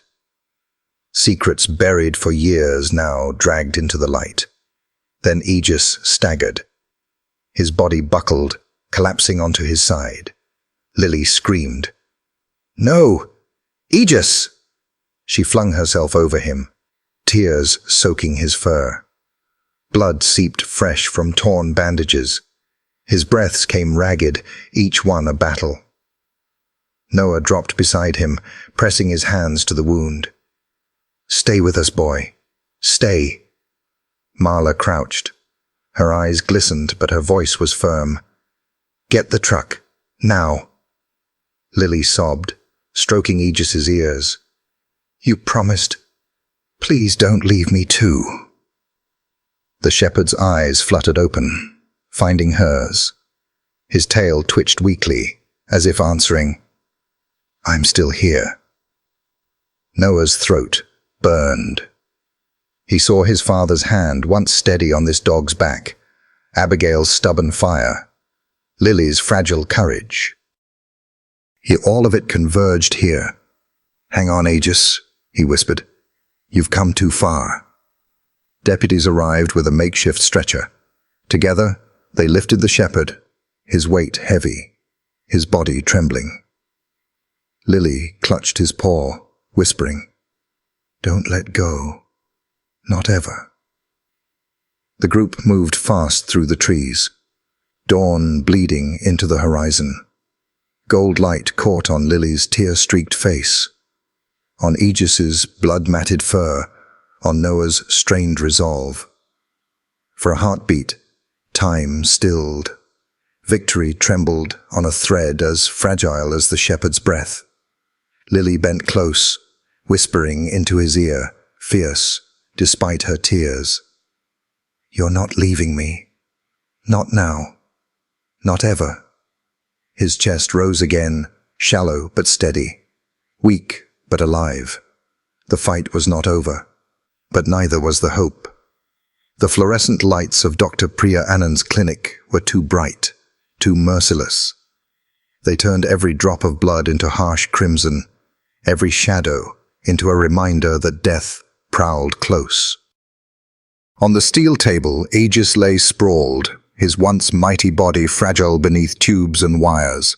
A ventilator hissed, forcing air into lungs that could no longer manage. Monitors beeped erratically, green lines spiking and dipping with each tenuous heartbeat. Noah stood near the door, hands useless at his sides. He had carried men out of wreckage, faced down armed suspects without flinching. Nothing prepared him for this. His father's old partner, once unstoppable, now broken beneath sterile light. Doctor. Priya peeled off blood-stained gloves, her shoulders heavy. Sepsis has set in, she said. The creek water made infections spread fast. We're giving the strongest antibiotics, fluids, and oxygen. But, she glanced at Aegis. Survival would take a miracle. The words dropped like stones. Lily jerked up, her tear-streaked face pale, blue eyes wide. No, she whispered fiercely, clutching Aegis's paw. He can't die. Noah crouched to meet her gaze. He wanted to promise her it would be all right, but the lie caught in his throat. Behind them, the ventilator sighed, filling silence with its cold rhythm. Priya laid a gentle hand on the child's shoulder. "I'll fight for him as long as he fights." But his body is shutting down. Lily bent close to Aegis's ear, whispering, "You hear that? They don't believe in you. But I do. You're not done." The dog didn't stir. Only the machine answered. Noah turned away, dragging a hand through his hair, helpless. His father's voice echoed in memory. Aegis doesn't give up. Not when lives depend on him. Priya checked the IV, then sighed. If he makes it through the night, maybe. But his organs are under severe stress. Medicine may not be enough. "And if it isn't?" Noah asked. Priya's gaze flicked to Lily. "Then all that's left is faith." The clinic fell silent, but for the machines. Outside, Cedar Ridge's streets looked deceptively calm. Victor Lang sat in a cell. Owen's betrayal was exposed. Justice had come. But what was justice if Lily lost the dog who was her lifeline? Then Noah heard it. Lily, humming. At first a broken sob turned sound, then a tune. Her mother's lullaby. Her small voice wavered, cracked, but pressed on. Fragile notes spilling into the sterile room. The girl who had been silent for months now sang as though she could anchor Aegis with the thread of her voice. Noah's chest tightened. He remembered that lullaby once before, Abigail singing at a sheriff's picnic, her voice carrying across the grass. The monitors gave no answer, but Aegis's ear twitched. Noah blinked hard. Was it real or desperate hope? Priya paused too, eyes narrowing at the screen. "Stay with him," she murmured. "Sometimes love does what medicine can't." Noah placed a hand on Lily's back. Her shoulders trembled, but her voice steadied, weaving melody through the hiss of machines. He thought of his father again, trust beyond explanation, bonds forged in fire. Perhaps this was what he meant. The night stretched heavily. The ventilator hissed, the line between life and death narrowing to a whisper. Hours blurred. Lily hadn't left his side. Her eyelids drooped, her shoulders shook with exhaustion, but her grip on Aegis's paw was fierce. She sang until her voice cracked, then sang more. Against all logic, the machines responded. Numbers steadied, climbing bit by bit. Priya rechecked them, muttering, "Medically, he shouldn't." But the words always faded. Noah leaned against the counter, afraid even to breathe too loudly. He'd seen soldiers cling to life through sheer will. But this, a child stitching herself and a dog back together with a lullaby, was something else entirely. Then it happened. A flicker beneath Aegis's eyelids. At first so faint, Noah thought he imagined it. He leaned closer, heart hammering. "Priya, look." The doctor bent over. "Come on, boy," she coaxed. "Show us you're still here." Lily's song faltered. She pressed her cheek to his fur. "It's okay. Open them. I'm right here." And then, against every prediction, his amber eyes opened. Clouded, heavy, but open. Enough to find her. Enough to lock onto the small face so close to his own. The monitors spiked, registering the surge. Priya gasped, hand to her mouth. "Dear God, he's conscious." Noah gripped the table edge, knees weak. Months of grief, his father's death, Abigail's crash, Lily's silence, all collided in that impossible moment of life, clawing back. Lily's tears spilled into his fur. Her voice broke into a whisper. "See, I told them. You'd come back." She stroked his ear, radiant through the tears. "You're safe now.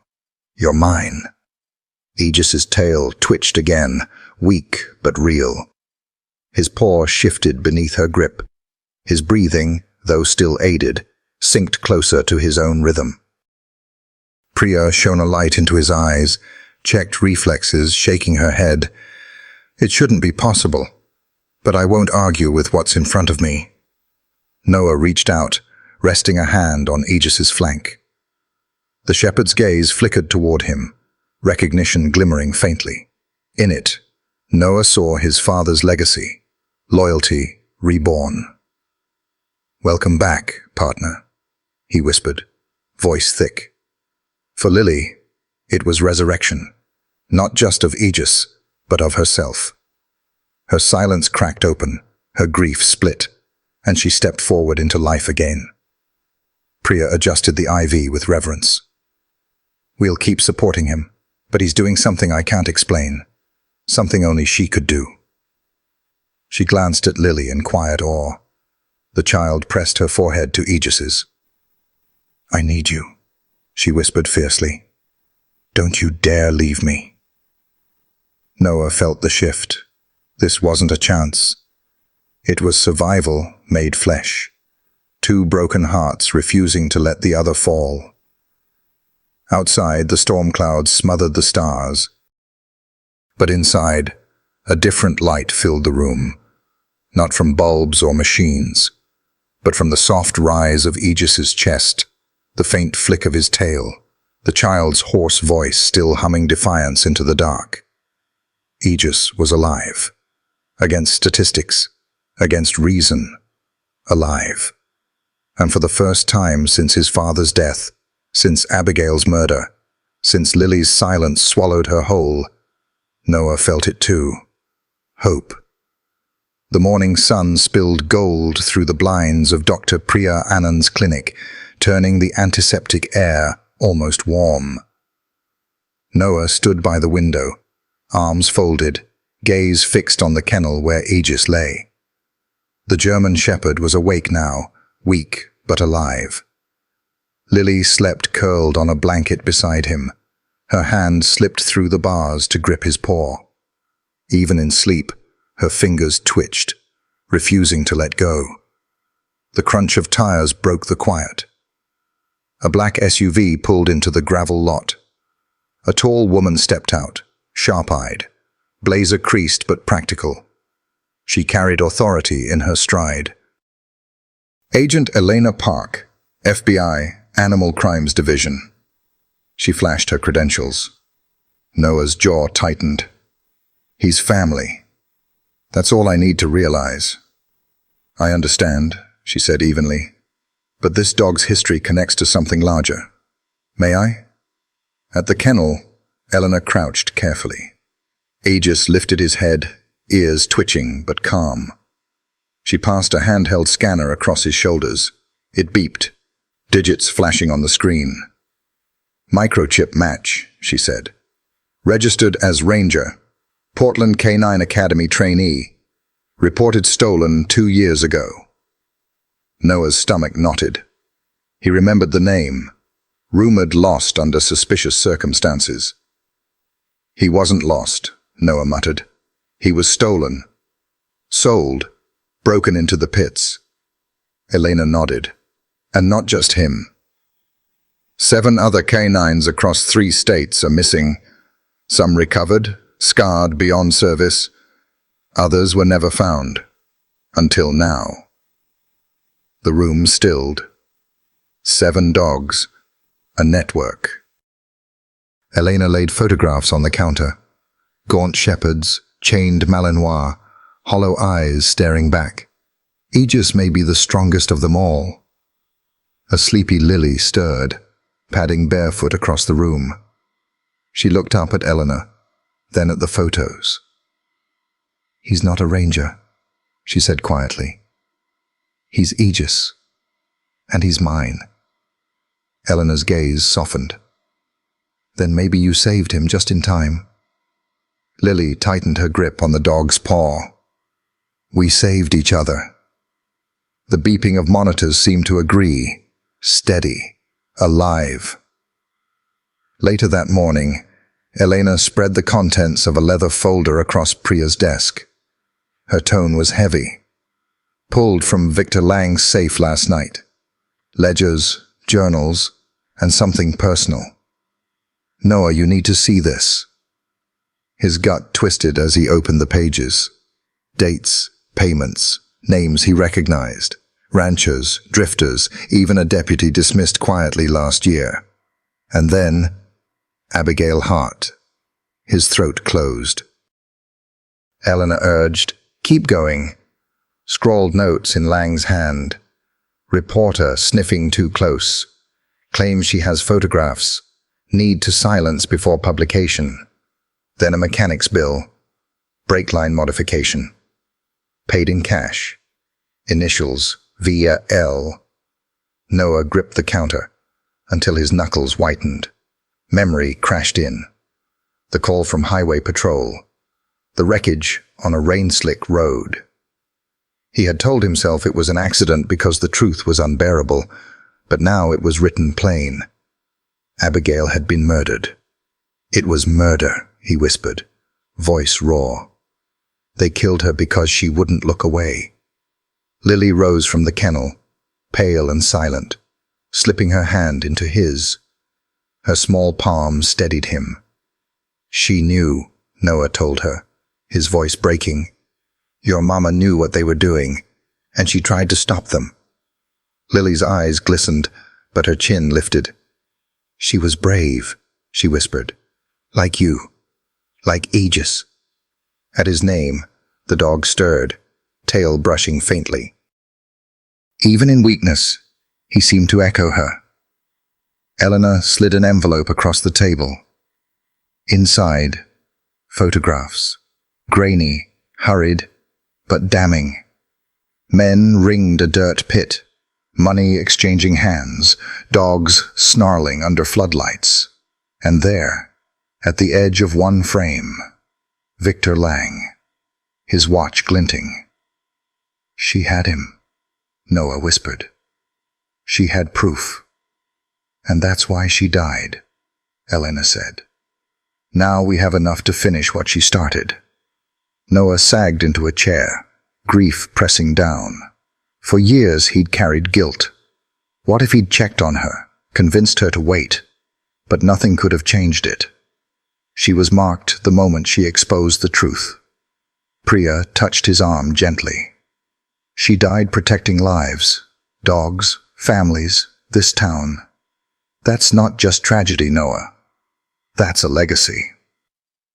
Lily climbed into his lap, pressing her head against his chest. She looked so much like Abigail that his throat constricted. I couldn't save her, he said, voice breaking. But maybe I can finish what she started. Eleanor's tone was firm. That's exactly what she would have wanted. And now you have allies she didn't. Aegis's amber eyes flickered open, finding Noah's. Recognition passed between them. A vow. Noah pressed a hand to Lily's back. Then Victor Lang pays. For every stolen dog. For my sister. For Mama, Lily whispered. Aegis's tail thumped weakly, as though sealing the oath. By evening, the clinic had turned into a command post. Elena's laptop glowed on Priya's desk, files scrolling like a litany of rot. Sheriff Marla Jensen stood at her shoulder, arms crossed. Noah sat opposite, Lily curled in his lap, Aegis's head heavy across her knees. This isn't just Lang, Elena said. The ledgers show money moving across 5 states, cash deposits, handlers, transports, bribes. She pointed to an entry, 50,000 wired to a Montana judge. That same week, an animal cruelty case tied to a kennel was dismissed, Marla cursed under her breath. Idaho too, Elena continued, a police chief, even contacts in a senator's staff. Lang wasn't a kingpin. He was middle management. The real operators are wealthier and more dangerous. The words chilled the room. Noah tightened his hold on Lily, glancing at Aegis, scarred but alive.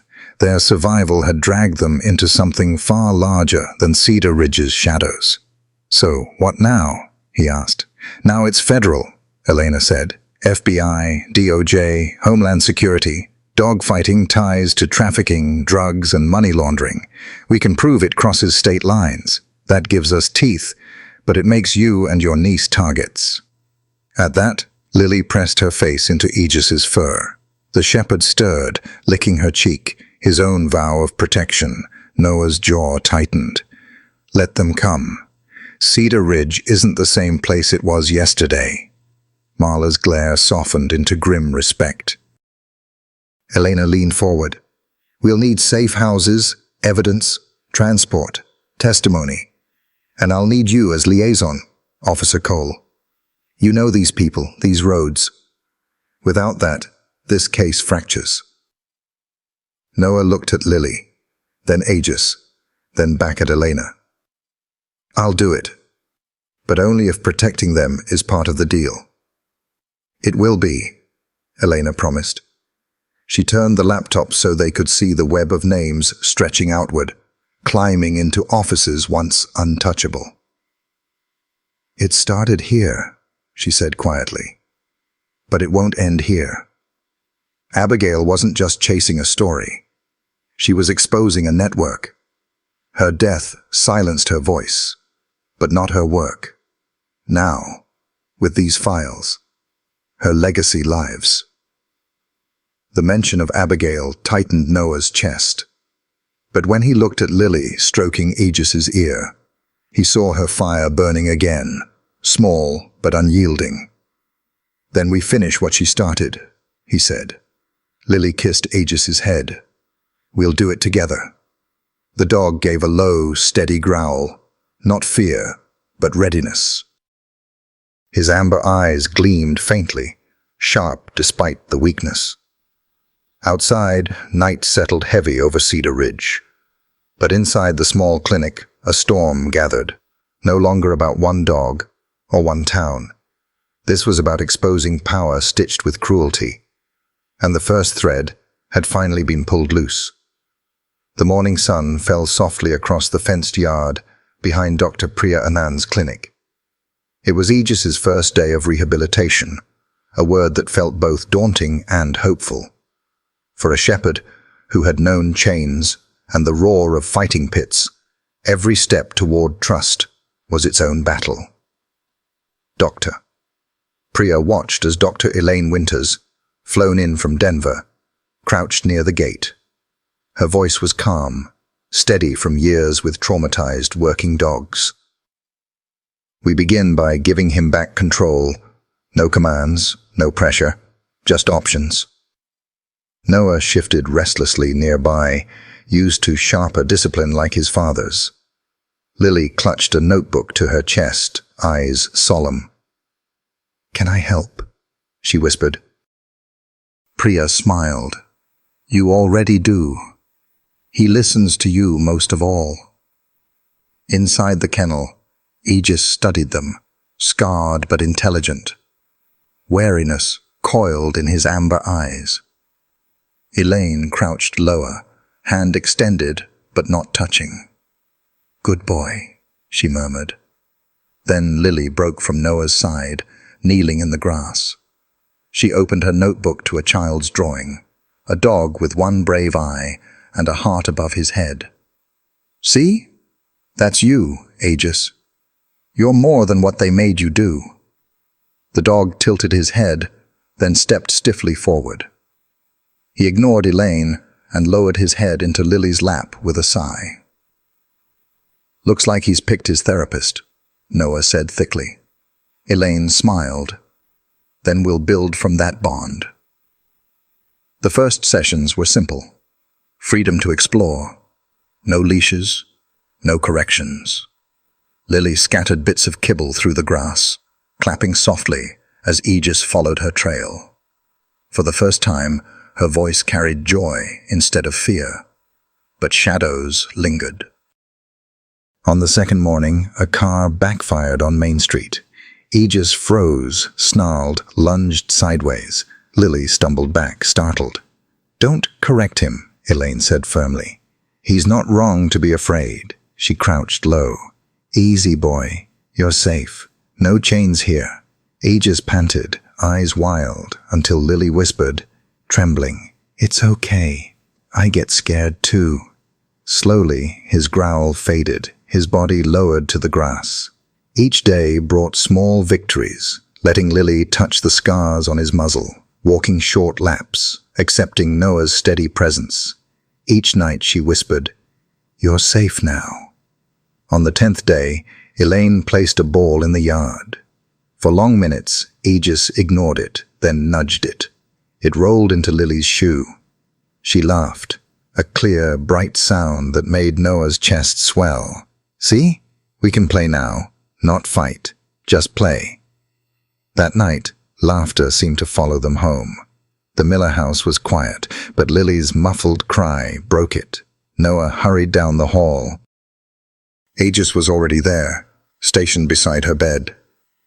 "No. Mama, don't," she whimpered, tangled in sheets. The shepherd nosed her arm gently, whining low, tail sweeping the floor. Her thrashing slowed. When her eyes opened, the first thing she saw was him. She clutched his fur as her breathing steadied. "You're safe," Noah whispered, though it was Aegis who anchored her. She whispered into his fur. "He knows when the bad dreams come." Noah sat on the bed. "Want to tell me?" "It's always the crash," she said shakily. "Mama's face, the glass. I scream in my sleep, but not awake. Except with him." The words struck Noah like a blade and a balm. Her silence cracked open in the presence of a dog who understood nightmares. "When I wake and he's here," Lily whispered, "the scary things don't stay. Do you think he has bad dreams too?" "I'd bet on it," Noah said softly, "but now he knows you'll fight them together." The shepherd settled at her side as if hearing. Lily's voice grew steadier. For the first time she spoke haltingly about the crash, the screech of tires, her mother's hand slipping away. Words tumbled out, breaking the silence that had bound her for months. When her tears slowed, Noah gave her water. "Telling the truth is the bravest thing there is," he said. Before sleep reclaimed her, she pressed her cheek to Aegis's shoulder. "Promise, he can stay. I can't sleep without him." Noah looked at them, child and dog bound by scars, and knew. "He's not going anywhere," he said. By week's end, Lily's story had spread across Cedar Ridge. What began as whispers at the diner became something larger. Mabel Lewis, once wary of dangerous fighting dogs, declared, "If that girl can see goodness in him, maybe we've been blind." Donations appeared at Priya's clinic, an envelope of bills labeled for Rex, no, for Aegis. A basket of bread with a card. "We believe." Sheriff Marla Jensen called a town meeting. The hall was filled with farmers, shopkeepers, and families. At the front sat Lily, hand on Aegis's head. "We've uncovered cruelty in our own backyard," Marla said. "But we've also seen courage in a girl who reminded us of the best in ourselves. That's why we're building a shelter. Not to hold animals, but to heal them. We'll call it Second Chance Kennels." For a moment, silence. Then Harold Jenkins, once the loudest skeptic, stood. "If she can carry that dog, the least I can do is carry some lumber. I'll build the fence myself." Applause erupted. Mabel offered to cook. Others pledged supplies, labor, funds. What began as a ripple became a flood. By night's end, half the town had signed up. The next week, hammers rang at an abandoned horse stable. Farmers hauled lumber. Teenagers painted signs. Retirees planted flowers. When the hand-painted board reading Second Chance Kennels was hung, the town cheered. Reporters came. For once, Noah didn't mind. Let the world see. From the ashes of cruelty, a child and a scarred shepherd had sparked redemption. Aegis sniffed the straw in the first kennel, then turned back to Lily. She knelt, pressing her forehead to his muzzle. "It's for dogs like you," she whispered. "A place where no one can hurt them again." He licked her cheek, sealing the promise. Noah watched, throat tight. This was no longer just about one dog or one child. It was a movement, a reminder that healing didn't only come from punishment, but from giving the broken a place to begin again. As the sun dipped low, painting the kennels in gold, Noah realized what his father had always tried to teach. Justice isn't only punishing the guilty. Sometimes it's giving the wounded a second chance. And that night, Cedar Ridge found its place. It was called Second Chance. The heat of summer had settled softly over Cedar Ridge, the kind of warmth that carried the hum of cicadas and the scent of cut grass. The backyard of Frank Miller's old property looked nothing like it had 3 months earlier. Where once there had been only a sagging fence and wild patches of weeds, now stood a sturdy enclosure, painted white and trimmed with care. A tall oak tree stretched its arms above the space, casting shifting patterns of shade across the packed dirt and bright green grass. Along the far side of the yard, a series of agility obstacles gleamed in the morning light. Wooden jumps, a narrow balance beam, a weave of tall poles, and a bright blue tunnel had been constructed with the same dedication that had built the kennels at the edge of town. The finishing touch stood proudly at the gate, a hand-painted sign, its letters uneven but filled with love. Aegis Haven. Lily Hart knelt beside the tunnel, her blonde hair tied back in a loose braid, her cheeks flushed with excitement. She held a worn tennis ball in one hand and pointed with the other. "Ready?" she whispered. The shepherd at her side, bigger now, his coat glossier, his frame filled out with health, sat tall, his amber eyes locked on her face. Only the faintest stiffness lingered in his once broken leg, but it no longer slowed him. His ears flicked forward, body vibrating with anticipation. "Go!" With a powerful burst, Aegis darted into the tunnel. His shadow rippled along the fabric until he emerged on the other side in a spray of dust and sunlight. He bounded toward the next obstacle, soaring cleanly over the wooden bar. Lily laughed, the sound carrying like a bell across the yard. Noah Cole leaned against the porch railing, arms crossed, watching them.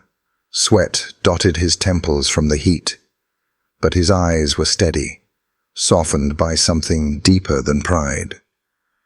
Every time Lily's voice rang out, strong and sure, he remembered the child who had once been mute, curled into herself after tragedy. And every time Aegis landed lightly on his paws, he remembered the bloodied dog he'd carried to Priya's clinic, unsure if he'd live another hour. Now, both the girl and the dog looked reborn. "Left, Aegis!" Lily shouted. The shepherd cut sharply, weaving between poles in a perfect rhythm. She clapped, her laughter bubbling out like music. Noah couldn't help smiling. He thought of his father, the man who had once worked side by side with this very dog, back when Aegis was only a trainee. His father had always said that a German shepherd's true gift wasn't strength or speed, but loyalty. Watching Aegis glance back at Lily after every command, tail wagging with fierce devotion, Noah finally understood what he'd meant. The screen door creaked as Dr. Priya stepped out, wiping her hands on her jeans. She had been by often these past months, checking on Aegis's progress, monitoring his therapy. She stopped beside Noah, her eyes following the blur of shepherd and child. "Remarkable," she murmured. "You'd hardly know he was at death's door not so long ago." Noah nodded. "Sometimes I think Lily saved him more than we did." Priya tilted her head. "Or maybe they saved each other." On the course, Lily raised her arm dramatically. "Last one, boy. Big jump." She flung the tennis ball high. Aegis launched into the air, muscles coiling and extending in one fluid motion. He caught the ball mid-leap, landing with barely a stumble before trotting proudly back to her side. She threw her arms around his neck, burying her face in his fur. "Good boy. You're the best dog in the world." Noah swallowed hard against the sudden tightness in his throat. From across the yard, the oak tree's leaves rustled in the summer breeze, as though applauding. Painted beneath its shade, the sign caught the light. Aegis's Haven. It wasn't just a name, it was a promise. The cicadas had just begun their steady chorus when a familiar SUV rolled up the gravel driveway. Its black paint shimmered under the summer sun, the federal plates catching the light. Lily was still in the yard, brushing dust off Aegis's fur after their morning training. She looked up at the sound of tires crunching gravel, her small hand instinctively resting on the shepherd's collar. The car door opened, and out stepped Agent Elena Park. Today, she wasn't dressed in the sharp suit Lily remembered from the night of arrests.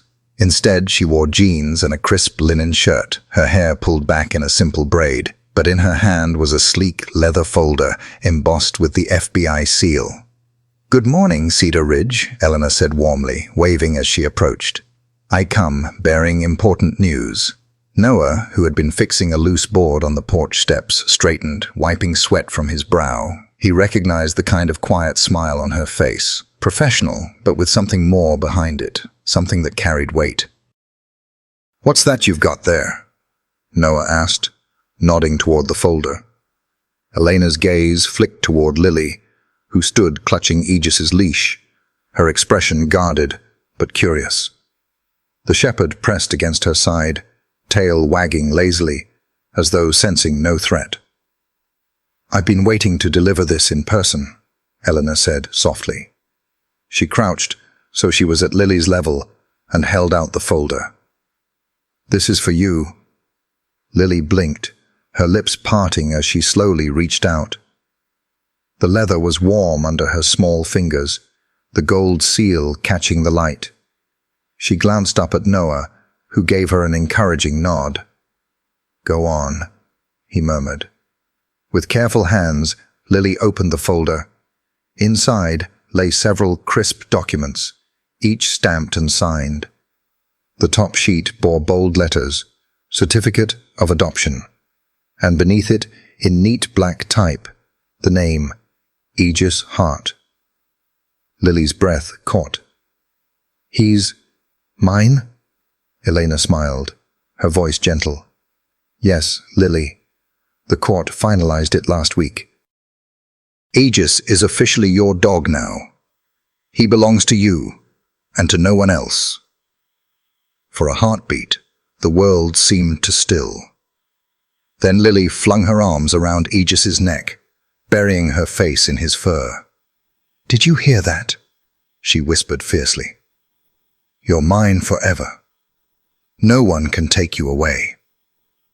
The shepherd gave a soft huff, pressing his muzzle against her shoulder as though answering. His tail thumped against the grass in steady rhythm. But Elena wasn't finished. She reached back into the folder and pulled out another document, this one framed neatly in polished wood. "And there's something more," she added, her eyes shining. "This is Aegis's certification. He's officially recognized as a therapy dog in training. That means, once he finishes his program, he'll be able to visit hospitals, schools, and community centers to help others heal, just like he's helped you." Lily's eyes widened, her small hands trembling as she accepted the frame. She traced the embossed seal with one fingertip, her mouth curving into a smile that seemed too big for her face. He gets to help other kids? That's right, Elena said. Other children who are scared or lonely or hurting, Aegis can show them they're not alone. Tears brimmed in Lily's eyes, but they weren't the kind that came from sadness. They were bright, shimmering, the kind that carried pride. Mama would like that, she whispered. She always said to help people who can't help themselves. Now me and Aegis can do it together. Noah's throat tightened as he listened. He looked at Eleanor, gratitude unspoken, but heavy in his gaze. She gave a small nod in return, as if to say, "This is why we fight the hard battles." For moments like this, Dr. Priya, who had arrived just in time to hear Lily's words, wiped her hands on her apron and smiled. Therapy work will suit him perfectly. He already has the gentleness, and the bond with Lily will only make him stronger.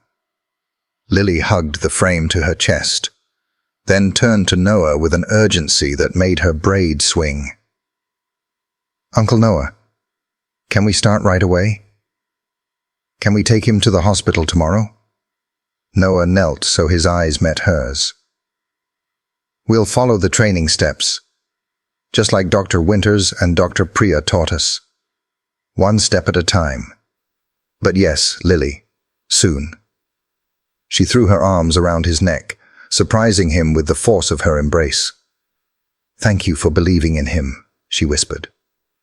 Noah swallowed hard, returning the hug. "Truth is, I believed in you first," he said softly.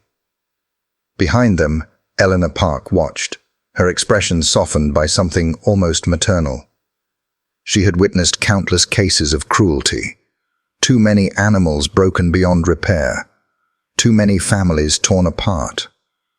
But this was the rare story that ended not just with survival, but with purpose. As the sun climbed higher, glinting off the framed certificate in Lily's arms, the yard felt different. Not just a place of training and recovery, but the birthplace of something larger. A promise. A mission. And beneath the oak tree, where the sign, Aegis's Haven, swung gently in the breeze, a girl and her dog stood at the threshold of a future bound, not by loss, but by love, and by the quiet, steady work of healing others. The evening sky spilled gold across Cedar Ridge, painting the rooftops, the fields, and the tips of the pine trees in warm light. It was the kind of light that made shadows long and softened even the rough edges of fences and gravel roads. The air hummed with the final songs of summer crickets. In the fenced yard behind the Miller house, Lily Hart stood with her feet planted firmly in the grass, her braid brushing her shoulder as she drew back her arm.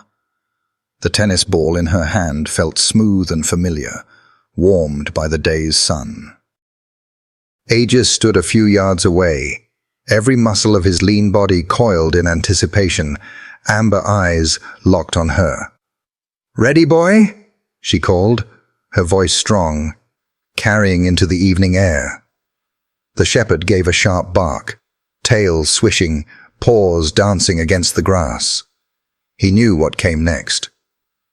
Lily threw the ball high, higher than ever before, her small arms straining as the ball arced into the glowing sky. For a heartbeat it seemed suspended, a tiny dot against the canvas of dusk. Then Aegis launched upward, powerful legs propelling him from the earth. His body stretched long and graceful, scars hidden beneath the sheen of his coat. He caught the ball mid-air, jaws snapping shut with precision. For a moment, he seemed to hang against the sky itself, a silhouette of strength and resilience, before landing lightly on the grass, ball clenched proudly in his mouth. Lily clapped her hands, laughing, her joy ringing like a bell across the yard. "Good boy, Aegis. You did it!" The shepherd bounded back to her, dropping the ball at her feet, before nuzzling her side. She scratched behind his ears, the place she knew he loved best, her smile so wide it seemed to outshine the setting sun. From the porch, Noah Cole watched in silence.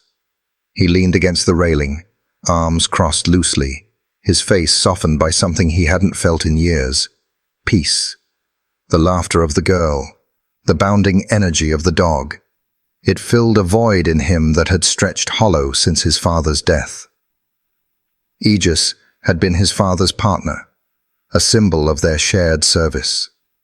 To see him now, alive and thriving under Lily's care, was like seeing his father's legacy reborn in a new form. And Lily, mute, broken Lily, was laughing again, her voice strong, steady, unafraid. Noah let his eyes close briefly, memories washing over him. His father in uniform, kneeling beside Aegis as a young pup, pride shining in both their faces. The smell of leather harnesses and dust after long patrols, the low rumble of his father's voice when he said, "Trust the dog, son, he'll always know where to go." Now, watching Lily and Aegis move together across the yard, Noah understood. The dog had indeed known where to go, not back to him, but forward, into the life of a little girl who needed him more. Doctor. Priya's words echoed in his mind. Healing doesn't always come the way we expect. Sometimes it finds its own path. The screen door creaked open behind him. Sheriff Marla Jensen stepped onto the porch, her boots tapping softly against the wood. She had stopped by on her way home from the station, bringing with her the smell of pine and leather. "You look like a man who's finally breathing easy," she said gently. Noah opened his eyes, smiling faintly. "Maybe I am." Marla followed his gaze to the yard. Lily had thrown the ball again, and Aegis leapt once more, catching it cleanly. The girl's delighted laughter carried across the property. "There's something to see," Marla murmured. "That dog shouldn't be alive. That child shouldn't be smiling again. But here they are, reminding us what's possible." Noah nodded slowly. "My father used to say, compassion is the strongest shield we've got. I never really understood it until now." Marla placed a hand on his shoulder. "Then maybe this town has learned it too, because of them." As the sun slipped lower, painting the horizon in streaks of amber and rose, neighbors began to gather along the fence line. Word had spread that Aegis was officially Lily's, and that he was set to begin his work as a therapy dog. People brought casseroles, jars of lemonade, baskets of flowers. Children leaned eagerly against the fence, pointing and cheering whenever Aegis leapt into the air. Harold Jenkins, once the loudest skeptic, shook his head with a grin. "Never thought I'd see the day." A fighting dog turned healer, Mabel Lewis, holding a pie, smiled knowingly. Sometimes all it takes is a child who refuses to give up. The community, once fractured by fear and suspicion, now stood united, their voices lifted not in gossip or argument, but in awe. Lily glanced toward the crowd, her cheeks flushed with happiness. She lifted the ball once more, her small arms straining as she threw it higher than ever. Aegis soared after it, his body arching through the fading light like a living testament to survival. When he landed, children along the fence clapped and whooped. Lily bent to hug him fiercely, whispering into his fur, "See? You're the bravest of them all." Noah felt his chest tighten, but this time it wasn't grief. It was something larger, steadier. Hope. He stepped off the porch, walking across the grass until he stood beside them. Aegis dropped the ball at his boots, tail wagging, waiting for him to join the game. Noah bent, picking it up, feeling the weight of it in his hand. "Your turn, Uncle Noah," Lily urged, her blue eyes shining. He smiled, truly smiled, and hurled the ball high into the air. Aegis thundered after it, leaping once more, strong and unstoppable. And as the shepherd soared against the backdrop of a golden sky, Noah whispered under his breath, words meant for his father, for his sister Abigail, for everyone lost. They're safe, and we'll keep them safe. The ball landed, the dog caught it, the child cheered, and the story of a wounded girl and a broken dog carried through Cedar Ridge like a hymn, reminding all who watched that compassion is not weakness. It is the greatest strength of all. A shield against cruelty, a promise of second chances, a legacy of hope. Sometimes the most powerful reminders of love come from a dog's steady eyes or the quiet weight of their head resting on our lap. Stories like Aegis and Lily's show us how loyalty and compassion can heal even the deepest wounds. German shepherds especially seem to carry that gift. They stand by us in silence, protect us without question, and remind us of the strength found in gentleness.